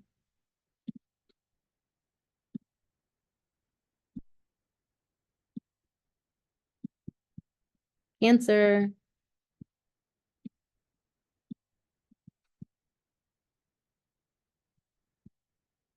Scorpio moon in your 5th house, square that Pluto. Moon is your ruling planet and your ruling luminary. And so it's in that Scorpio, all about the deep, dark, under the surface stuff. Subtext, manipulation, control, can be the subconscious waters, your deeper dreams, your desires, your passions, deep intimacy with yourself. And it's in that 5th house of creative self-actualization. It's in the 5th house of children, romance. And so what's brewing in there? Are you longing with all this Pisces energy for a partner, for romance, for love, and it's really your longing for, you know, the addiction of love that we've been sold in this culture that isn't actually like real love. Like it's really fake. It's a drug and it's fake. And often narcissistic relationships can really dose you really heavily with this fake false so-called love, because they love bomb you, and so they make you so addicted to that high of feeling special, feeling wanted, feeling like doted upon, right? Like someone seeing every deep thing, because narcissists will mirror you. And it's a really like yucky kind of abuse, because it's so supported by the culture, where we're so taught that romantic love is something on this highest pedestal to strive for, and that women are nothing without it. I mean, all these different programs out there. So you could be dealing with any of that type of stuff in the fifth house. Also dealing with things with your children, maybe children having struggles, maybe children learning about sex, maybe children having relationships, maybe just deep subconscious material, shadow material. This could also be like, your children are grown and they're becoming healers, or they're very spiritual or awake. They're very connected to metaphysics. This is definitely Scorpio is the metaphysical world, the alchemical world. And so this can be deep changes with you and your children's relationships to a positive, different relationship, with Pluto Square in the 8th house, which is Scorpio's house, deep intimate bonds. And so this could be the deepening of your relationships to your children, the deepening of relationships and romance with your partner. This could be you finally healing the old subconscious material and wounds, and having done deep shadow work or trauma work to really step into your gifts and your light, and bringing your gift to the world, and understanding what that is at the highest level, and like doing this fifth work, fifth house work, which is like being in the spotlight, being fun, playful, enthusiastic, like being a leader, and self-actualizing. So the sun in your 11th house of your audience, groups, networking, friendships, all of that, bringing your gifts to the world, self-reliance. So it's saying like definitely getting out from underneath the influence of others, getting out from other people's value systems and standing in your own value systems. The moon, you're signed, just ruled by the moon, disposited by Pluto here in Aquarius in the 8th. Definitely really bodes well for some liberation from deep, dark shadow material that you've been working on for a long time. So maybe this is really huge evolution and growth moon for you, and like a revealer of just how much change that you've moved through, and just how much old wounds or trauma or things, subconscious things that you've healed and ready to step into kind of a new place. So it's really powerful moon for you. The possibility is really endless here. All right, Cancer, let's pull you some cards. This card wanted to come up for you. Creator alchemy. So this is wanting you to remember that you are the alchemist, that you are the creator, that you are the one that has to step into beingness. Like when you know, no matter what you're working on, if you're working on, starting something, or if you're just up leveling in your business, stepping into a new level of visibility or revenue, really step into it. Be it. Who would you show up as if you already were that? How would you show up? How would you speak? How would you dress? How would you talk? How would you interact with other people? Really stepping into that. This is wanting you to believe and to understand and know that you are absolutely the creator, and you are absolutely able to make your dreams happen. You are able to be in that energy and to become it. Magic happens when you most expect it. This is asking you to let go of that, the other shoe is going to drop, that foreboding, that fear, that doom feeling. And doom is a feeling you can actually release. I teach my clients to release emotions in 5 to 20 minutes. also, you know, you can really kind of dig underneath that and like, what is that all about? What does that relate to? It's definitely Scorpio type material, you know, what does it relate to? And what's the core of the core of the core? That's what Scorpio wants to do. It wants to get to the root cause, because that's where the healing can actually complete. And so definitely is asking you to believe in the best, believe that you're going to have the dreams, that you're going to create the money, that you're going to create the projects and have the things that you want. Believe that you are what you're working at to be. And it's really just wanting to say, like, you got to get out of that pessimism. You really do. Like I keep getting the message very clearly and loudly that there's too much pessimism. It's really coming from your mind and really letting your thoughts indulge and shitty thoughts and not managing your brain. And teach my clients to manage their brain. And it's wanting you to get into the spark, the like light, the fun, the creativity of the creative, you know, business life, of being a creator, being a businesswoman, and getting into that. It's wanting you to really get into the fun of that, the spark of that, and get lit up. Like, you know, there's some days where I've got to massage my mood into place. I've got to massage my mood, my vibe, my thoughts, my energy, everything into this place to do the work I'm here to do in the world. And other days it's easy and it just flows.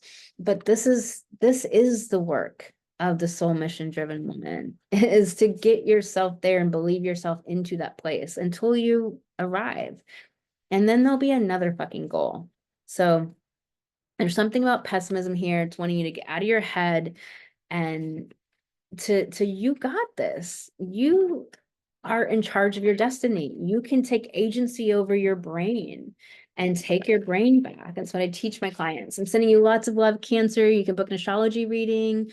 Or if you're wanting to work with me in coaching or inquire about that, you can book a free discovery call. But you can book all of that on empoweredwomenrise.com.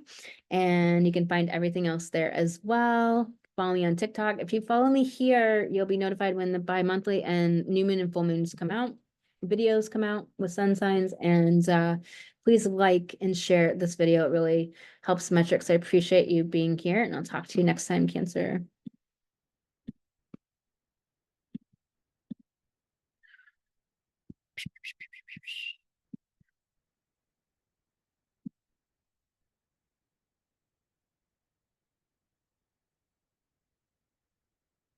Nothing to drink, just a whole video. Okay. Lasted 2 minutes. 2 seconds.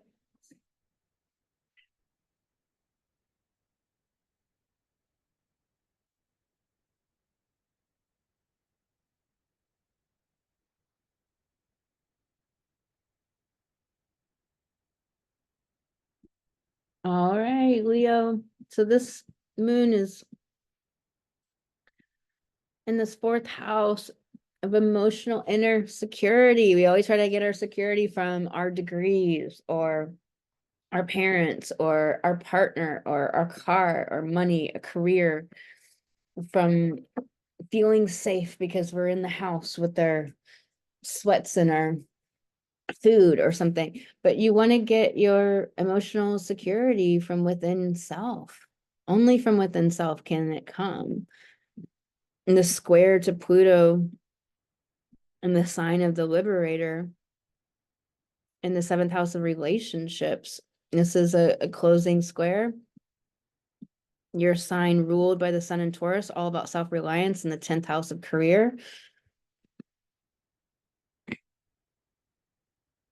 You know, wanting to be completely free from the influence and control of others, wanting to be able to be out of disempowerment and to be able to shine and to be able to be in acute empowerment of oneself, like knowing you can always find the answers, knowing you can always figure it out, knowing that you can make things happen. And with the square to Pluto is the opening square to Pluto. And so this is just beginning. So there could be crises here. There could be challenge with the square to Pluto. You know, it's The sun at the time of this full moon, it's coming off that square, but leading up to this full moon, you know, it was in the square. You can feel the pressure, you can feel the, like, it kind of just feels like it just doesn't feel good. Like it's just kind of like eh. And you almost want to like go do something to make yourself, you know, feel better. Like for me, it's like chocolate, you know, for other people, it might be something that's really not great for you and it might be a vice. So be aware with that and understand this Pisces energy can lend itself to more escapism. Um, it's easy to get sick at this time, things like that. So understanding that there's some challenge, there's some force of wanting you to grow in some way, of owning your empowerment at a greater level in your business, in your soul mission, in your sacred calling, really stepping into being a leader, and that you're here to bring some beautiful change in the world. You're here to be some medicine for people. And this moon in your fourth house is requiring deep look at shadow, a deep look at your inner emotional vulnerabilities and shame and the depths of that, for you to actually create real security, so that your power in relationships can really breed like healthy, functional, positive relationships, and there can be true like liberation in relationships and not needing them for your own survival, basically. All right, let's pull you some cards, Leo. This card came up right away. Befriend the word polarize, really wanting to understand that Scorpio can really be black or white, all or nothing, can really just be in the extremes. Libra, South Node, really in the extremes. Libra is not balanced. Libra is seeking balance. So Libra is always in the extremes. So this is asking you to hold two disparate things, which is very Piscean. It's asking you to le paradox, like this and that are both true. You know, there's depravity in the world and great beauty. There is amazing things happening everywhere, and then there is like the darkest evil in this world as well. And so it's wanting you to come to terms with the both and it often, you know, it took me just going through the journey of the up and down of it, of like being like, oh, you know, I can't handle it all, and like what do I do? And then it just integrating, and then I'd be at this, you know, better level of it, and then I'd come to a new level of like things are extremes, I can't handle, you know, both, and like just going through depressions or going through moments of challenge with it, and then it would work itself out. And but as much as you can help that along, change maker, make waves. This is wanting you to realize the change maker that you are, to bring your gifts to the world, to be that medicine that you can be in the world.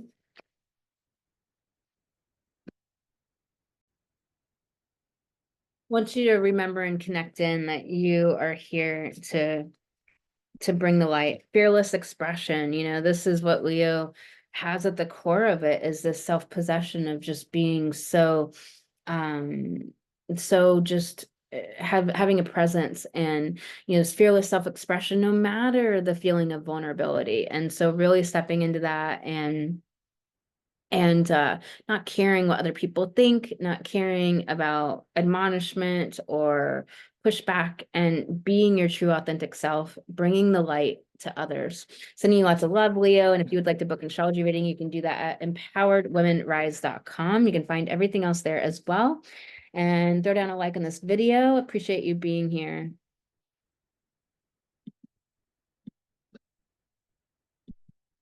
All right, Virgo. So sun in the third house, all about your mind, perceptions, understanding, how you see things. And the sun, opposite the sun in the ninth, about your expertise and traveling and adventure, travel abroad, your belief systems, very much this Mercury, or Mercury ruled sign, and that Mercury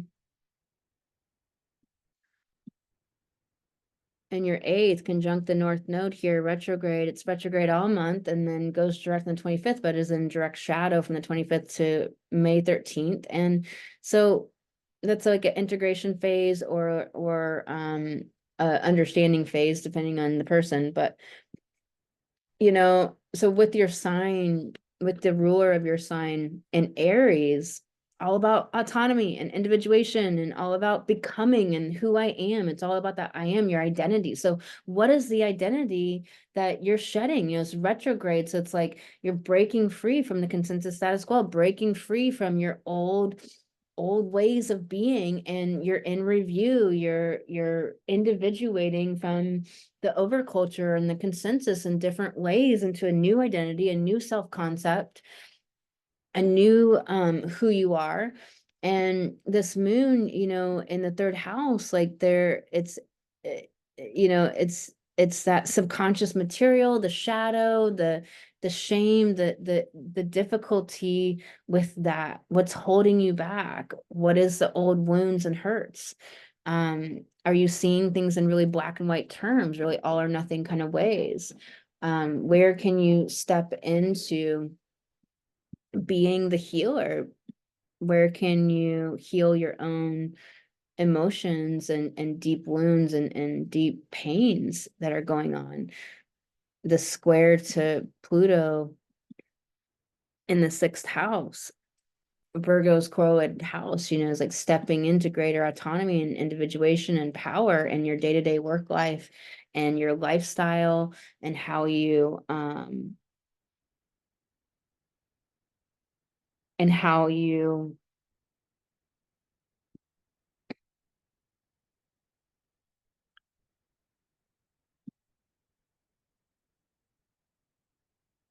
sorry. And Mercury's retrograde, out to sea.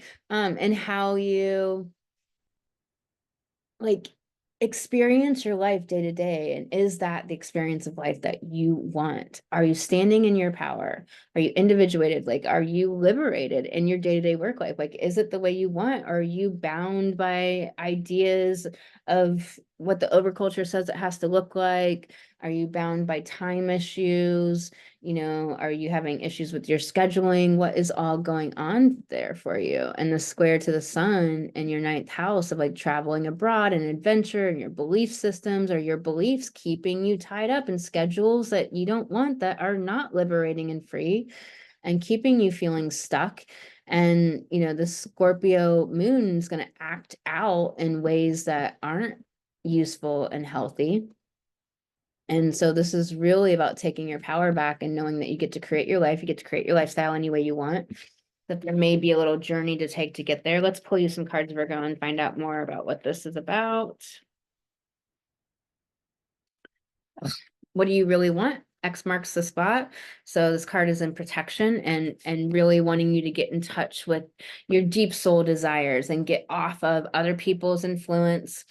The ruler of your sign is in the sign of autonomy, sovereignty.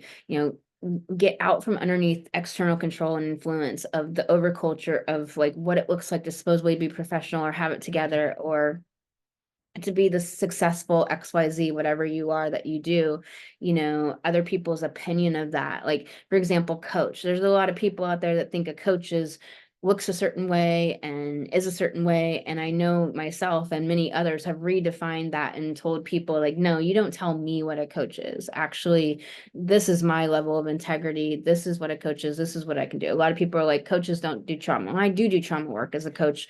I'm a therapeutic coach. Like, I've healed more than most therapists heal. And that's what I'm here to do. I am a healer. I just come in the package of a coach, just because it's an easy way to put it in the world. Like, most people don't know what a soul coach is, so I call myself a life coach, right? But really I work with at the level of soul. And so this is wanting you to really the whole thing about identity and self-concept is like really understanding what you want deeply. Like, I was just having this conversation with a friend the other day, and she's like, well, maybe you could have a better time if you do this this, that, and the other. In other words, if you like dance for these people and, you know, tiptoe around them to make them feel good, then maybe it, you know, wouldn't be so bad. But that's not my agenda. I don't give a fuck about it feeling good.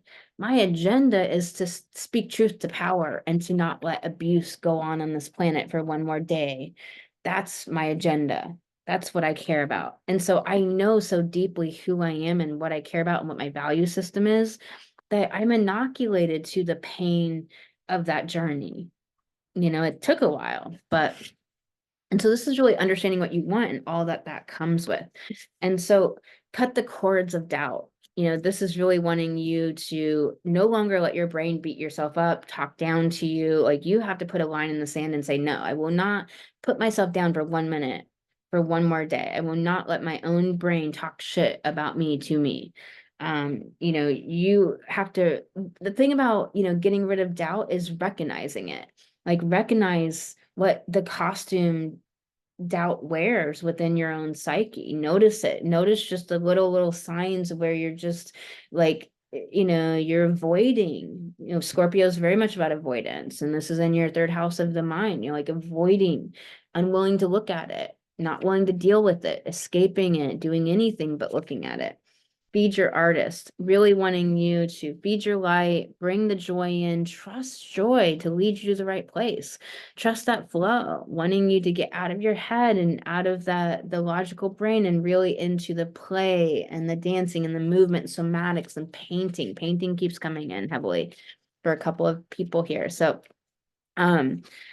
really, you know, love yourself and show yourself that by allowing for gentleness and play and to feed your passion. You know, bring more data in. Sometimes get rid of the data and bring in stillness, you know, but we've got to get the juices flowing by bringing in different sources of information and different kinds of experiences that we're not used to, bringing in novelty. You are a mutable sign, Virgo. You are an earth sign. You know, you need to play and dance and flutter around. Like a sprite is kind of like a good Virgo symbolism, like a sprite. Like, it just flits around and it's mutable. It needs to go to do different things. So sending you lots of love. If you'd like to book an astrology reading, you can do that at empoweredwomenrise.com, and you can find everything else there as well. And throw down a like and a share on this video. I really appreciate it. It helps get it out there. And if you appreciated it, then like the video. Thank you so much. I'll see you next time.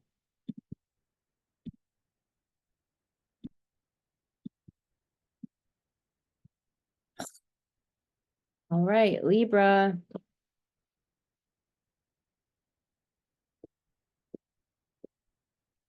Venus ruling your sign now in Aries. So she is fierce in Aries. She is assertive. She knows what she wants. She knows what she doesn't want.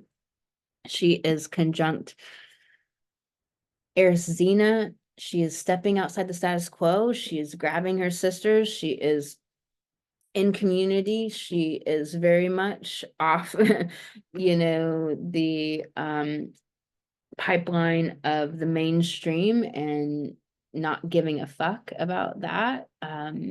She is standing up and speaking truth to power. She's standing in her power.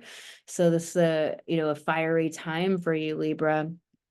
And this full moon in your second house of money and Maslow's hierarchy of needs, survival, self-reliance. It's in this house of your value system and your own resourcefulness and what you value.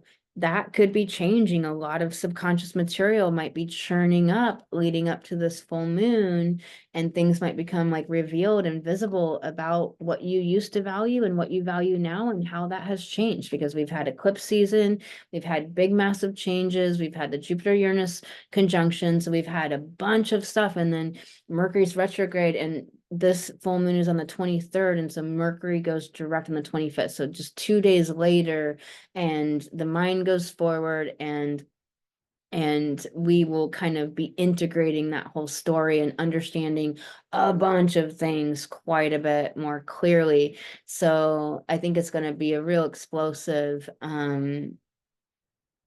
newsmaker. I mean, it may just be in our own mind, but like I think it's going to be a newsmaker for this Mercury direct shadow period from the 25th to May 13th. So, you know, this is this area for you of,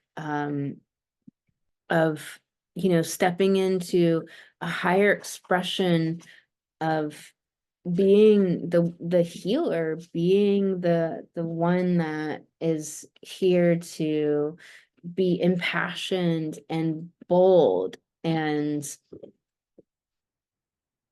being the balm and the medicine for the people in some way.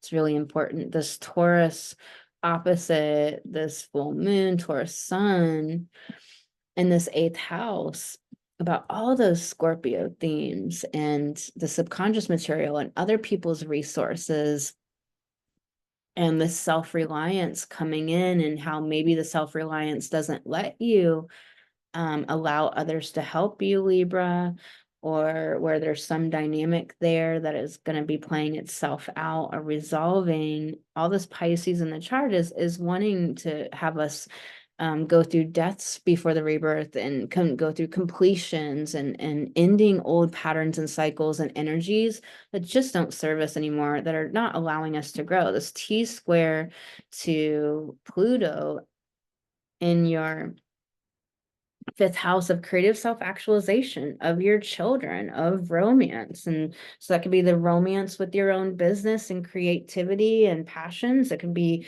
the romance with a partner or partners, and or with self. That can be this relationship with your children. And so you know, maybe your children are getting older and stepping into greater autonomy, and maybe you have young children, and it's really examining how your wounds are affecting your parenting and the way you parent and who you want to be, and that dynamic. And maybe you're doing a bunch of healing.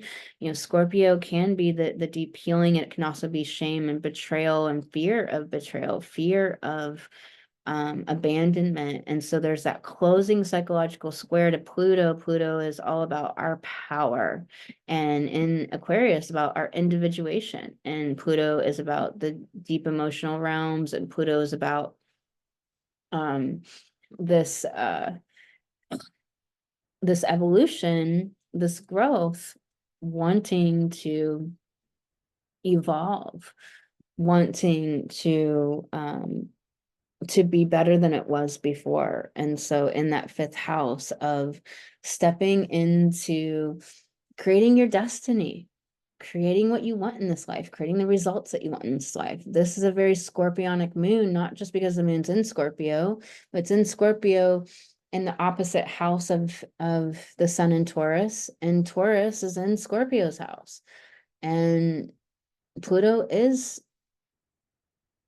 you know, Scorpio. And so in this Leo house, and in Aquarius, you know, all of this fixity too, it's really talking about like what's going to get nailed down. What are the value systems that we're implementing for the future of who we want to be, of how we're identifying ourselves, of how we're seeing ourselves? Because Venus is in the sign of self-concept. You know, what's your self-concept? You get to create that. You get to state that. You know, I'm a successful entrepreneur.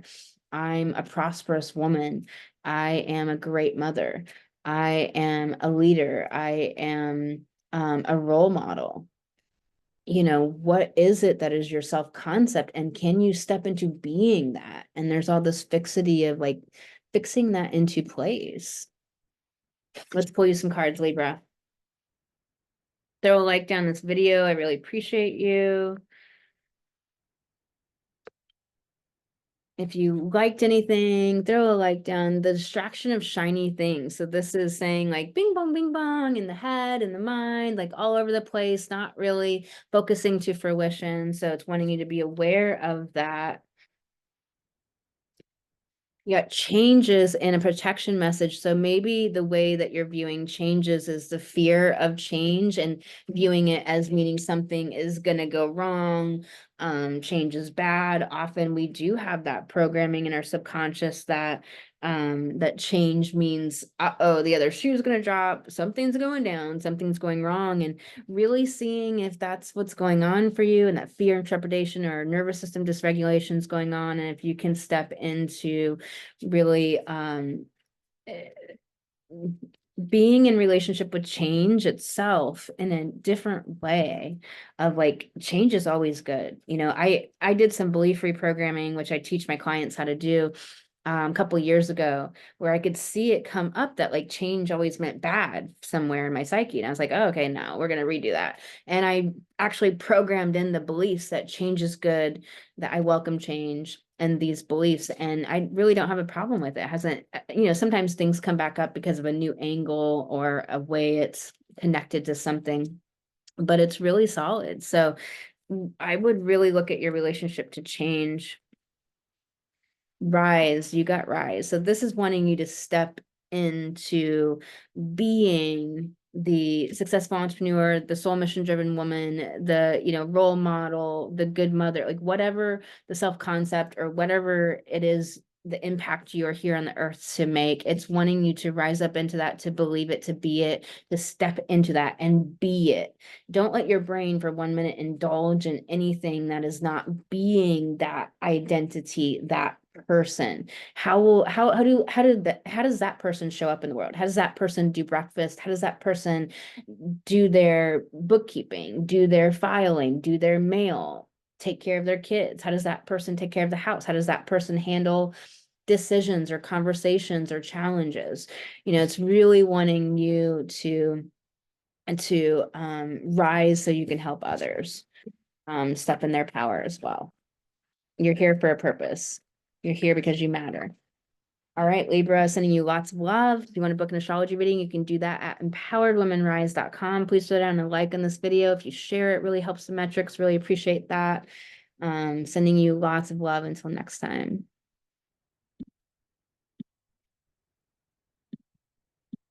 All right, let's do this. Scorpio, this is your full moon in the first house, all about identity, who you are, your I am. Tell us about how you deal with threat. Scorpio tends to deal with threat, if this is your rising sign, by avoidance, you know, avoiding.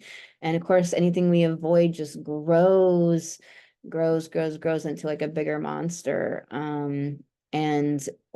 And or just bleeds out, you know, Scorpio, murder, death, Mafia, like bleeds out everywhere, blah, you know, until you have a horse in your bed. So you don't want to do that. It's got the square to Pluto, the ruler of your sign in your fourth house, all about emotional security, also about like your self image. You know, what is your self image? You know, is it a self image that's powerful, that's unto itself, that knows who she is? You know, do you know who you are you in that beingness of successful entrepreneur, of change maker, of impact bringer, of empowered woman?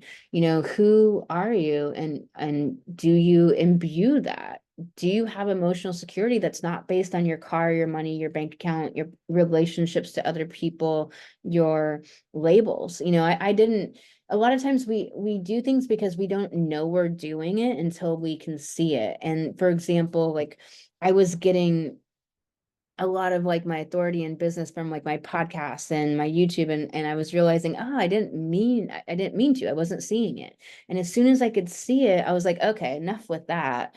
And I've got to get it from the inside out. My authority, my expertise, who I am as a business leader and businesswoman, and as a person and a successful entrepreneur, has to come from the inside out.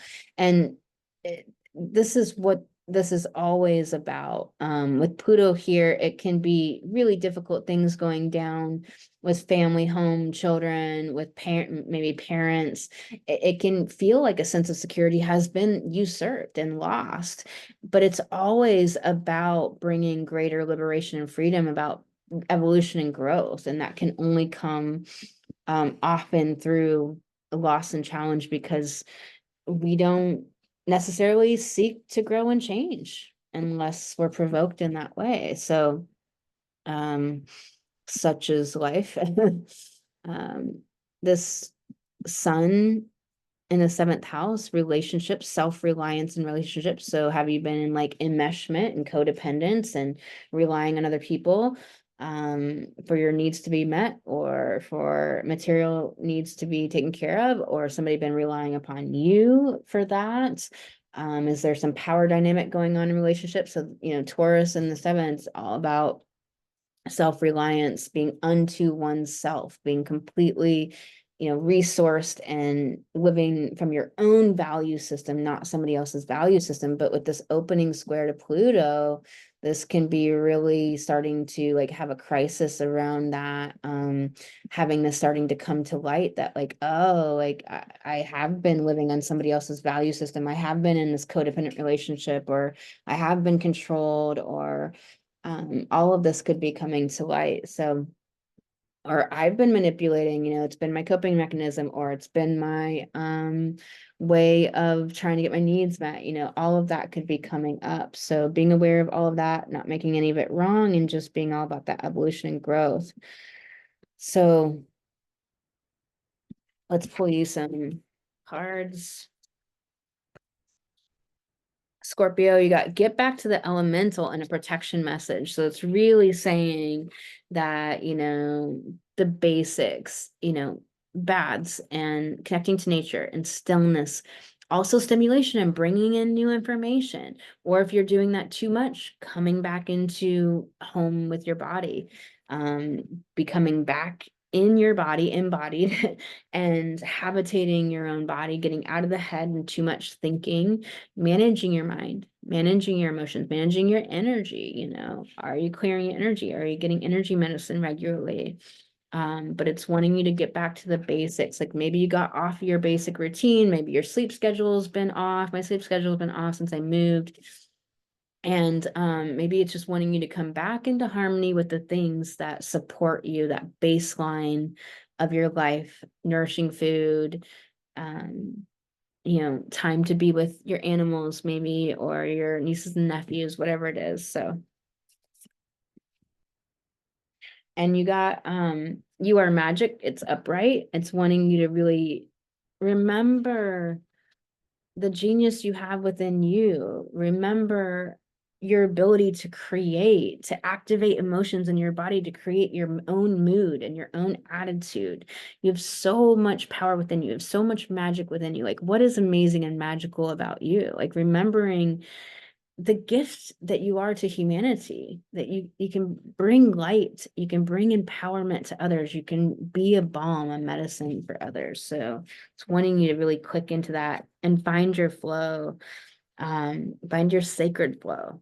So it's wanting you to get off the mind, the left brain, and get into your intuition, get into your instincts, like really listening. I know literally a year ago I was still not listening to my intuition immediately, and now it's just so loud. And before it was loud, but it was like it had a piece of plastic over it, like when construction sites put like paint plastic hanging, and so it's like you can see the other person just like right on the other side, but it's like the plastic film in front of it. And now, I mean, a year later, working on this and being on the journey and always working on it, bam, my intuition says, hey, like get water the plants. And I just go water the plants immediately. I don't be like, oh, do it later. No, do it now. Now is when I have the energy. Now is when I got the message. I don't want to like remember it to do it later. That's 2 steps. Just do 1 step. Do it right now. So this is an example too. This is coming up for a reason, I think, is that a lot of times people are scheduling and have like weird scheduling, and this can come up in a lot of different areas, but like maybe are like doing 10 steps to schedule. It's like, no, stop, drop, and put it in your calendar right now immediately. Don't do 2 or 3 more steps. Don't stack up all your bills to file them all at the end of the week. File them as they come in. Bam, done. Like literally do it in 2 minutes. Open it. What slot does it go in? Put it in the slot. Done. It's like literally comes in, goes out. Like deal with it in the moment that it's happening, because then you're not stacking up tasks. You're not stacking up anxieties. You're not, like it's this sacred flow of handling life as it happens instead of like putting it, like hoarding it all for later. And so it's like hoarding problems for later. And so really listening into your intuition the moment it happens, go get food. Like, I'm going to stop after this and I'm going to eat a little bit of food. Like, my system is wanting food. I could ignore it and push it aside because Taurus can do that. And, it's the opposite sign of your house, of your sign. It's the seventh house if Scorpio is your rising. Um, Taurus can really, we're coming into Taurus season. And so it's also the opposite of your sun, if it's your sun. So that can be a hard season sometimes. And so anyways, we can all just push away the needs of our body and not listen to what we need and not listen to our intuition. Most of us actually have gotten really good at not listening to our intuition. We were trained by our parents and not allowed to trust it and listen to it, or told that it was wrong. Society, the same. And so we really want to bring that back of acutely listening to our body and our intuition and our heart and what we need, and really doing it in the moment that it happens, so we don't stack up work and anxiety and double and triple and quadruple the amount of times we have to do just one thing that we could just do once. The mail comes in, file it right there immediately. Something meant to go on your calendar. So it's like talking about getting into that sacred flow, which in huge part is just simplifying. Scorpio is complexity. It has a tendency to make things more complex, and Aquarius is complexity too. So all right. Sending you lots of love. If you'd like to book an astrology reading, you can do that at empoweredwomenrise.com. If you got anything out of this, please throw a like down the video. Appreciate you. And sending you lots of love. Until next time.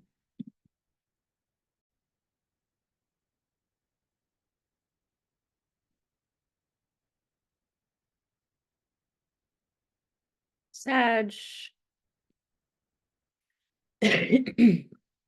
Ruler of your sign, just a degree past this conjunction with Uranus. Happened 83 years ago. It's very rare. And I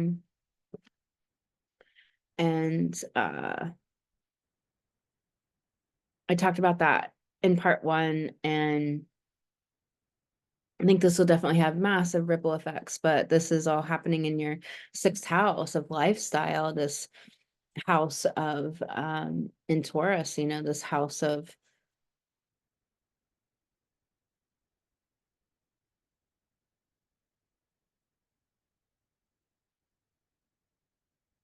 of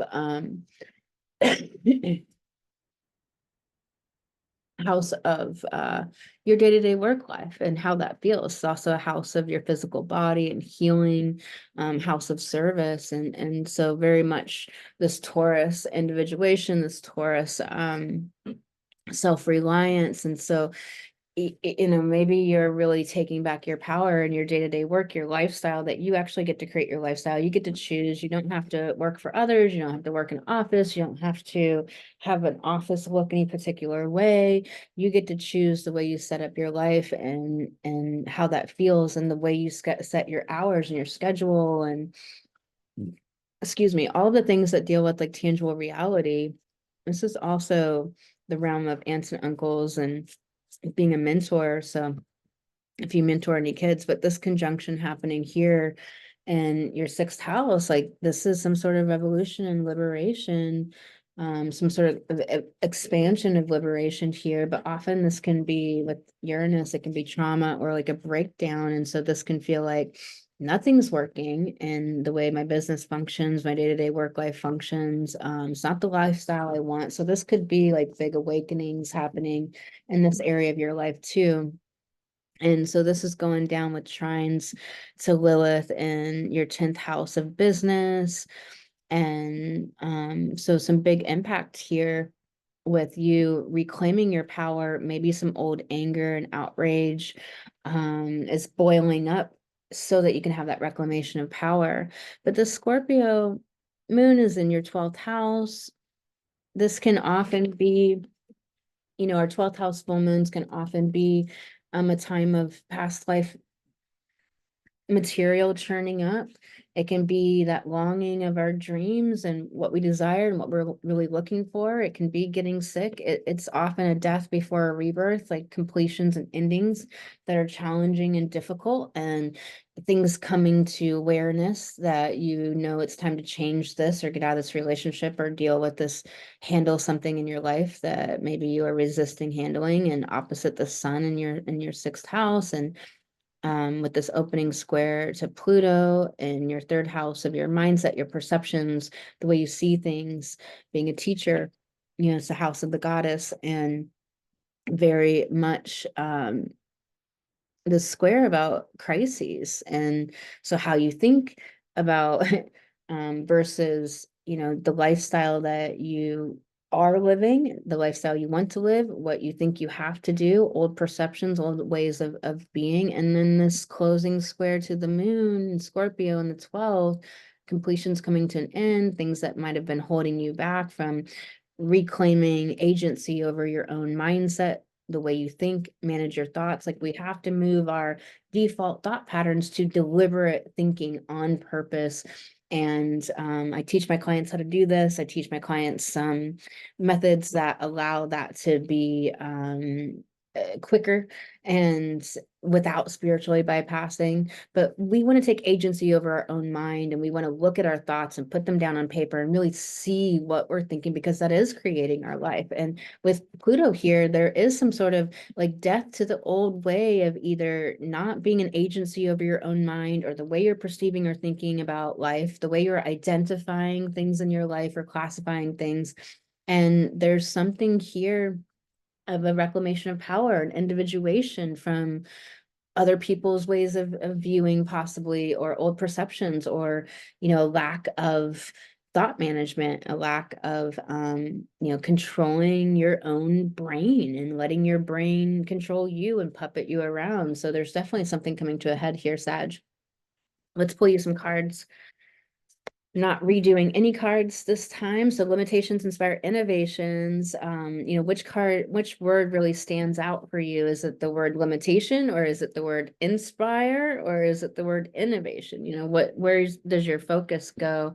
Are you focusing only on problems, or are you, you know, moving that problem brain into solution brain and focusing on what you can do, what you do have power over? You know, really activating your attitude for the day, each day, to accomplish the goals that you want to accomplish. Understanding this card is also about understanding that the things that are difficult, like Uranus is often a trauma, you know, a breakdown. And so understanding that when we experience limitation, that it's something trying to liberate us from an old way of being that we thought we were stuck in, that we thought, where we thought we didn't have a choice. And it shows us how resourceful we are. And Uranus and Taurus is about a reclamation of our own self-reliance and resourcefulness, our own value system. So this is also about your value system, you know, as far as lifestyle. That a lot of people think they're stuck home with kids, they can't go climb mountains and be adventurous. That's not true. You can have whatever life you want. Put that baby in the backpack and climb up that mountain. You know, like, you can really create the lifestyle you want, or you can be an excuseville and be in disempowerment and like, oh, I can't do this because of this, and but. And sometimes that Uranus is like, comes with the lightning and, you know, shocks us out of our thinking we're stuck, when we're really just, they're just thoughts. Lead your metamorphosis. This is wanting you to take ownership of your journey of transformation and change and growth, and to not be pulled or dragged along, and wanting you to be that participant, that leader of the change and growth, and really doing the healing work, working with your emotions, being really in your psyche, understanding what's going on. Your past supports your future. So this is wanting you to not think that something went wrong in the past. A lot of times the way society views things makes us feel like, you know, if we had trauma or abuse or really weird things happen to us, that it means like we're gross or icky or, you know, I don't know, unlovable, whatever it is. And really understand that often, you know, the dastardly things you go through are your PhD for the work you're here to do in the world. Often, that's the wisdom that really makes you a great leader, a great speaker. Often those were the exact things that you had to go through to be able to accomplish and achieve big things later on in life. So sending you so much love, Sag, and you can book an astrology reading at empoweredwomenrise.com. And you can find everything else there as well. Please throw a like down on this video. And if you share it, really helps the metrics. Appreciate it. See you next time. Capricorn. How's it going? Saturn ruling your sign and in Pisces world, water world, Pisces world of boundless non-structure and no rigidness. Pisces is rigid in of freedom. It's rigid in its boundless freedom and refusal to be restricted in any way, whereas Capricorn likes to really understand where are the lines that I'm coloring in between, where are the walls, where's the floor, where's the ceiling, and Pisces is that boundless ocean, that imagination dream world of creating anything into being with our mind, with our dreams, our imagination, and the whimsical and the mystical and the magical. So Saturn in your third house of your mind, and your mind being what, you know, dictates your emotions day to day. Your emotions are your experience of life. And so are you an agency over your own mind and the thoughts that inhabit your mind? Are you in control of your imagination? Or are you letting your imagination be claimed by the culture and Hollywood and society and other people's value systems? So things to consider here. You've had that conjunction, that Mars Saturn conjunction in your third house. So definitely some new beginning in mindset and your perceptions and the way you view the world and teaching and all of that. The sun here in your fifth house of taking your will to create your destiny, creative self-actualization, romance, children. Opposite that Scorpio moon in the 11th house of bringing your dreams into reality, networking, your audience, your friendships, your networking and groups and public speaking and so forth. And so with these squares to Pluto's mobilizing your 11th and 5th house, individuality, individuating for what you thought you had to do, had to be who you thought you were, and a freedom that's really possible for you. And maybe you're seeing that, you know, Scorpio is a deep subconscious realm. It is the mystical, magical, spiritual realm. You know, it's the invisible realms. It's deep intimacy. It's sexuality and this whole sexual, sensual axes of Taurus, Scorpio is happening here for you in this other, you know, fixed houses of the 5th and 11th. This moon has this closing psychological square to Pluto, and so is integrating something with Pluto in your second house of maybe this reclamation or individuation of your own resourcefulness, your own value system of the way you survive, the way your Maslow's hierarchy of needs, your shelter and food and clothing and the way you live and all of that, housing and car and all that kind of stuff. Like maybe there's been this deep self-reliance and that's been created within yourself, or this deep individuation from other people, or from believing that you had to have a job to have it, that you could use your own resourcefulness to create your income in your own business and create change in the world. There's definitely something here about your value system and having a reclamation of power of your own value system and getting off of the value system of parents or family or institutions, educations, society's value system. And, you know, the square here is like a little bit of a crisis point of shedding some old subconscious material, fear of abandonment, fear of betrayal, of shame that you're not doing it the way society says. So definitely a lot going down for you, Capricorn, a lot to think about. Let's pull some cards for you. If you liked anything in this video, please throw a like down on it. Really appreciate it. And if you want to share this with a friend, really helps the metrics and shares this information with somebody else out there that could really use it. You got light and unexpected. So really wanting you to look for the good. My guides are always like, hey, don't be eyes closed, but you got to inundate yourself with all the magic in this world, all the good in this world, all the people doing great things, because we're inundated with the other if you just are alive and awake and your eyes are open. So, you know, you've got to show yourself the cracks of light in the dark. Like, you got to show yourself the flowers growing up to the cement. I saw this one post one time where this plant grew up into a square like sign that was a stop sign, but the stop sign wasn't, a lot of them are flat, but this one was square. It wasn't big, you know. And it's like 1 inch by 1 inch by 1 inch by 1 inch, but you know, and this plant or tree like grew up from the sidewalk, grew up the stop sign, up all the way, and then grew out a whole tree out the top of a stop sign. Like, you know, the goddess is everywhere, the feminine is everywhere, the good, the light is everywhere, and it will not be stopped. And you have to be like that. You have to see the light. You have to look for it. You have to find it. You have to create it. You got to show others and point to it. You got to be a guidepost, a beacon, a lighthouse of it. Choose who you're becoming. You know, so much Aries is going down, you know, all of the, by the time of this full moon, you know, Venus in Aries conjunct Aries, Xena in Aries, all about individuation.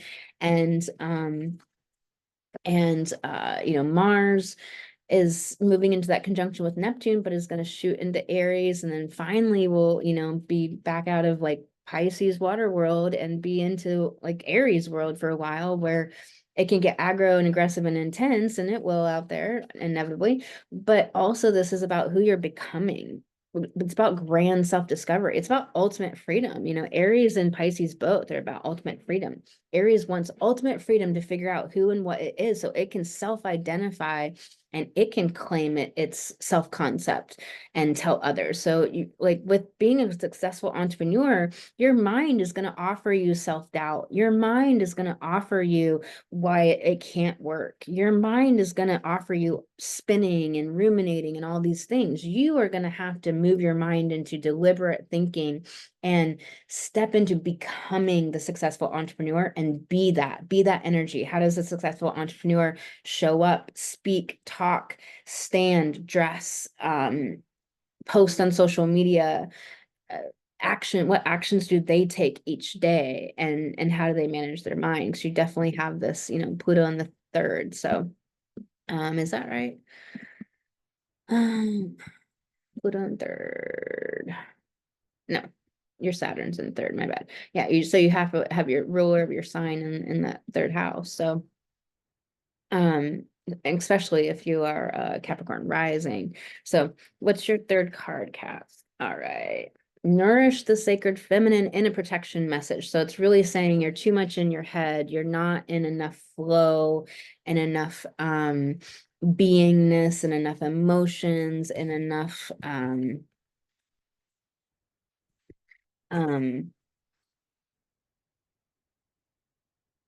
in enough. I just love those colors. Sorry.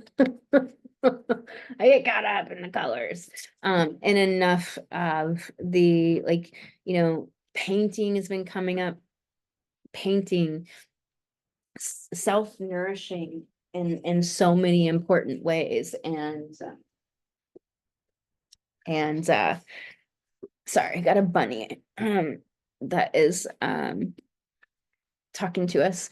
And you know, it's even like connecting with nature, connecting with animals, connecting with your spirit, your heart, your dreams, your imagination. You know, that Saturn and the sign of Pisces is trying to get you out of like the kind of curmudgeonly Capricorn ways and get into the like flowing, being, listening to your intuition, knowing, trusting, dissolving, and then coming back together again even better, and letting that all be okay. Feminine water baths and walks and nature and painting and writing and being. So letting it all be okay. All right, sending you so much love, Capricorn. If you'd like to book an astrology reading, you can do that at empoweredwomenrise.com. If you liked anything in this video, please throw a like down this video, and I appreciate you sharing this with someone.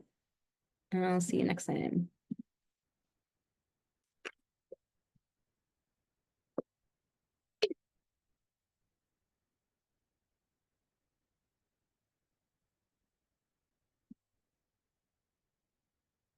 Aquarius. So Uranus ruling your sign. I talked about it in the first half really heavily about this Uranus Jupiter conjunction. Jupiter just a degree off of that rare conjunction, 83 years since we've had a Uranus Jupiter conjunction in Taurus.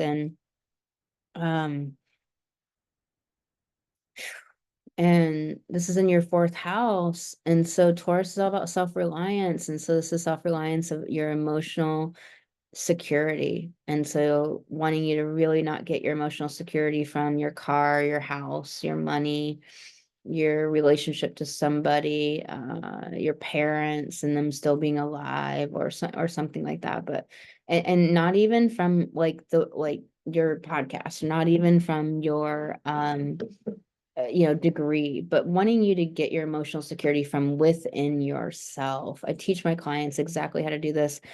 So that Uranus in the fourth is trying to liberate you from the lack of freedom that comes with getting your emotional security from your money, your image, your degree, other people, etc.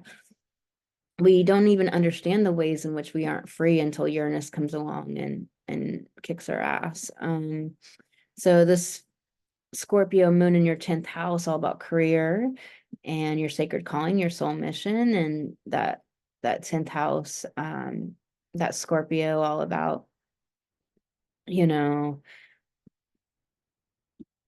the extremes, the subconscious material, the spiritual world, wanting to go deeper, wanting something that is much more intimate and much more deeply connected to emotions. Square Pluto in your first house of power and identity and autonomy and self-identity, self-concept, and squaring, it's that closing psychological square. So there's something here about career and who you are. Have you really claimed your self-concept, went through maybe some massive revolution and change around that in this past month, that's coming to some integration point here, and really understanding who you are, maybe really having healed some deep wounds from not being seen, or from childhood. And this opening square to the Sun in Taurus in your fourth, self-reliance yet again, and emotions, the Sun being our life purpose, our ambition.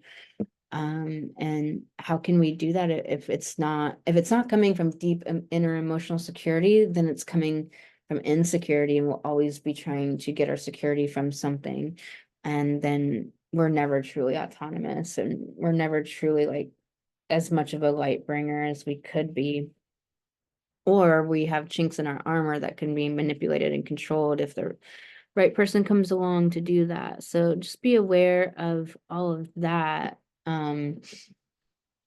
Big themes, fourth house, 10th house, career, and then your security, your home life, like how you feel deeply safe and secure and nourished, and also your family and home and parents and kids and all of those things. There might be some things going on with that, and maybe it's time for you to no longer be having to take care of people that's not your job, or you don't want to, and somehow the responsibility got put onto you.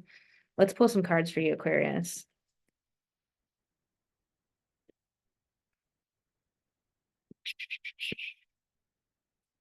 Okay, that doesn't want to come up super easy for you. external validation. So it's wanting you to, very much Uranus, the ruler of your sign, in the fourth house of, internal security from within. And this is saying, don't get your validation from the outside, wanting that too much, or not taking action because you don't have somebody's approval, or you don't have support, or you don't feel loved. Like, you have to be the successful entrepreneur. You have to step into it. You have to show up in that energy. You have to believe it. You have to overcome your own brain and all the like thoughts about how you're not good enough, and self-doubt thoughts and all of those things. Like, it's a feat to be an entrepreneur and to be a successful entrepreneur. And welcome the divine masculine, and a protection message saying, hey, it's okay. Strategy is good. How are you protecting your own self? How are you building like a sense of safety for yourself, making yourself safe? For example, when I go on even like a short trip in my city, I might take certain things with me because it creates a sense of safety. Like, if I need that, I know I'll have it.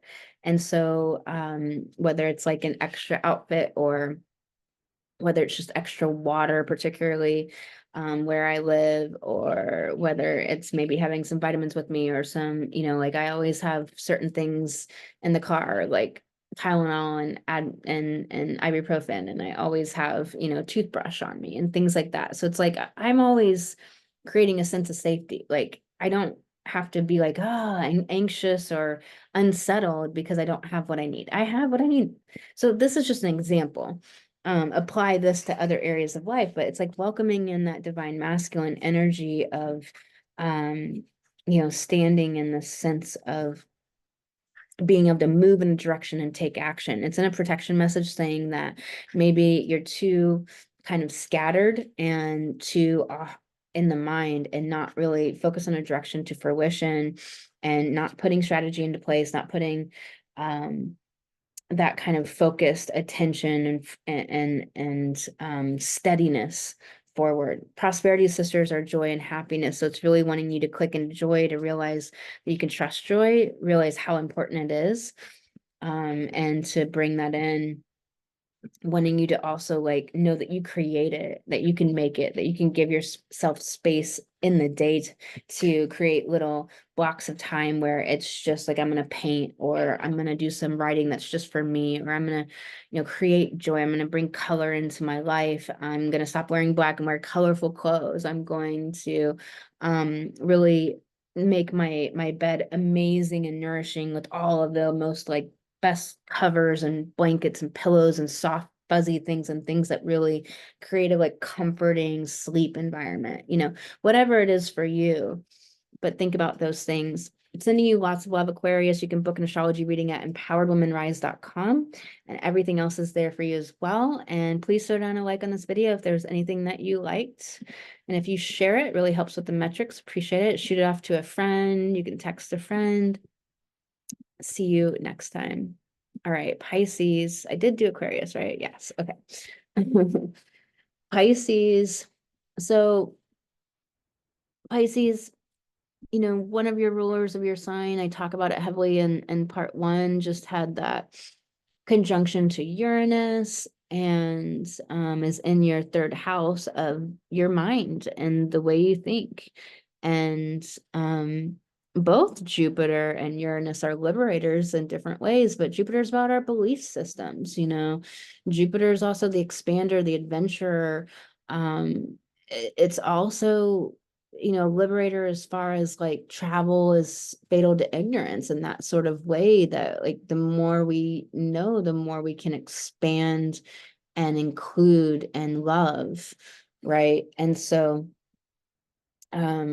conjuncting Uranus, all about liberation, individuation, getting out of the old status quo, stuck, fixed earth ways that kept us stuck. And so all of those fixed earth ways, the stuck mind, there should be a lot shifting in the way you're perceiving and seeing things and thinking. Like, this probably has helped you a lot to shift out of, old stuck ways you were seeing, that you were stuck, that seeing your life, to be a successful entrepreneur, we have to step into beingness. We have to be that person. We have to show up as that person before we even feel like it's true. We got to show up like the person that's making the amount of money we want to make. How would that person make decisions? How would they make breakfast? How would they dress? How would they run their schedule each day? How would they handle challenges and problems? How would they speak? How would they network? And so we have to step into that, even though the mind wants to go into self-doubt, the mind wants to go into problems, the mind, we're going to have our default brain wanting to send us back into that old way. But I really think that leading up from like the middle of the month to, to now, that you've probably gotten a huge like liberation from the things that were the way that your mind was functioning that was just holding you back from really stepping into being what you want to create in your life, and you have to be it to create it. So Neptune, the other ruler of your sign, is in this conjunction to Mars. Mars is how we implement and take action on our desires in this world, and it's our sexual energy, and it's how we go get the things we want. In Pisces world, it's learning, freedom, it's learning flow, it's learning intuition, it's learning to do things a little bit of a different way, less aggressive, to tap into the internal feminine yin flow. And conjunct Neptune, like getting Neptune's lessons of discerning truth from falsehood, of knowing, having a bullshit meter that's really stout, that really just, you might not always know what shade of and color of bullshit, but you know it, right? And so a conjunction is always a new beginning here. So there's this new relationship from how we act upon our like really deep, like higher consciousness, dreams for humanity, for our life, for our purpose and mission. And so that's going down for you, and right in that first house of like identity. So, I mean, this is definitely wrapped up in a part of who you see yourself as, like your self-concept. And so you may be really stepping into a greater position of leadership and really owning that. This full moon for you in the ninth house of like travel abroad and of adventure, of truth, of wisdom, of belief systems, of your expertise. This is Scorpio. So this is maybe having shed the trauma and healed the trauma that has stopped you from standing in your highest level of expertise, believing into the expert and leader that you are, being that, being able to really see all of these different pathways to truth, and really understanding everybody's got to find their way. This is also maybe shedding the belief systems that came from having trauma or abuse, and really having now like belief systems coming from a healed whole place, from a place that connection that is connected to the mystical and the spiritual and the invisible realms, and has a healed subconscious that's in there. Someone who's done the shadow work, who's really worked on all of that. And this T-square, this closing square to Pluto in your 12th house, bum bum bum, Pluto in the 12th house, it's like definitely a completion, but it's this closing cycle. Pluto's power. Pluto is the subconscious emotional realm. Pluto is evolution, and so if Pluto's evolution is in the 12th house, like we're completing a cycle of evolution, but we've got to go through that whole 12th house, right? And so often it can be like getting everything you want and yet realizing the meaninglessness in all of it, because the getting everything you want, it's at the earthly plane level, and understanding just how hollow that is.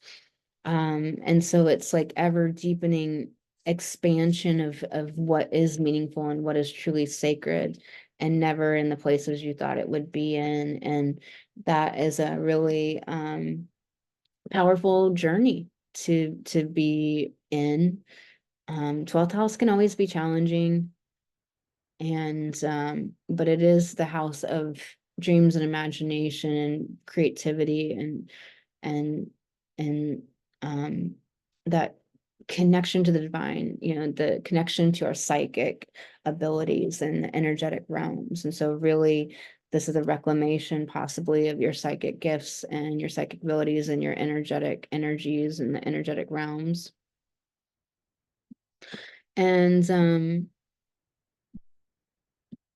with this closing square, it could be deep, deep, deep healing of what stopped you from believing in your own self and what stopped you from being the leader that you are. Whatever was holding you back or what shame that you had and that was going on there, and having everything to do with past life and all of the past life momentum that was in this life that you were here to heal and to move through.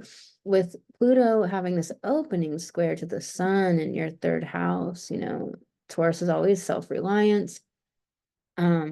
Taurus is always your own value system. So what do you value and how is that expressed in the mind? How do you think about your value system? How do you express it, perceive it? How do you view things? Taurus is fixed. Taurus can sometimes really shut down the possibilities because it feels more safe with this narrow way that it is comfortable with, that it's familiar with. And so that's one thing you want to be aware of with Taurus, especially the sun in the third, of not shutting down the possibilities and thinking so narrowly. Like, open up, get more ideas, get more information in, do different types of activities that you don't normally do, branch out, go to different restaurants, go to different places, try things and expand.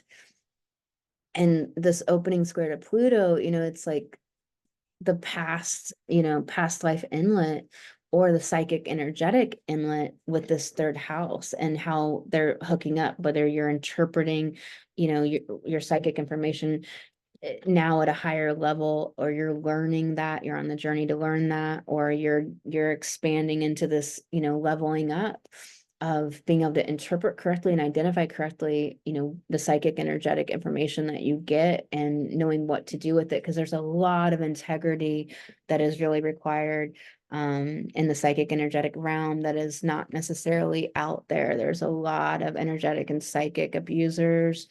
This isn't necessarily something that's really talked about much out there, and it needs to be talked about. We definitely need like a spiritual Me Too movement. So just know that there's a lot of deep evolution here for you, Pisces. If you liked anything in this video, throw a like down on this video. I'm going to pull you some cards, Pisces. Inflow with money.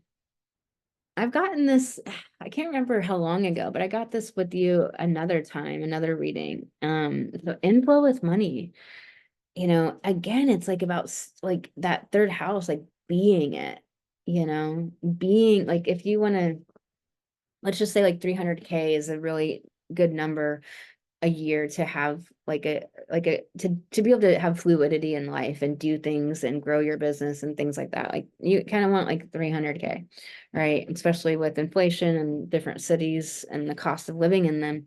And so if you want to make 300K a year, and maybe you make 60K a year right now, like, you have to like be the person that makes 300K now while you're making 60K. How do they think? How do they talk? How do they do their routine? How do they handle problems and stress? So anyways, this is saying like, you have abundance, but be it, believe it, step into it and do the things, take the actions, unstick the stuck. So that's interesting that it's coming with money. So everything to do with beliefs and how you're thinking about it. This is exactly what I help my clients with in my 6-month coaching program.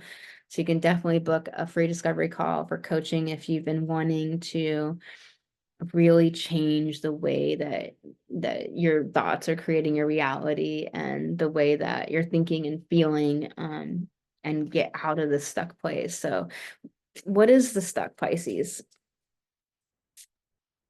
Yeah, guides keep giving me third house. So make a mission statement for your soul. This is all about letting things come from that deepest part of your passion and greater, medicine for the whole, the medicine that you're here to bring to someone somewhere, to many people everywhere in the world by, having, your platform and your business and your movement and your community, by being a soul mission driven woman and doing your big work in the world. Like, connect back into soul whenever you get off track, whenever the mind wants to lead you astray. Remember what it's all for, you know, it's all for the evolution and the growth, as hard as it is. And that, you know, whatever you make good on in this life, you don't have to come back and do again. You know, technically you're not stuck here. You don't ever have to come back, um, but we keep coming back to learn and evolve and grow. And you know, let me pull you another card, Pisces. What one's coming? The good kind. So this is like remembering, you know, my friend was saying this the other day. She was like talking about like the beautiful, mystical, magical world. We both kind of see the world like so beautiful and magical. And she was like, you know, that world isn't abusive. And it was just like such a like thought for me. And she's like, that other world, like that's abusive and dark and, you know, all of that. But she's like, this world isn't.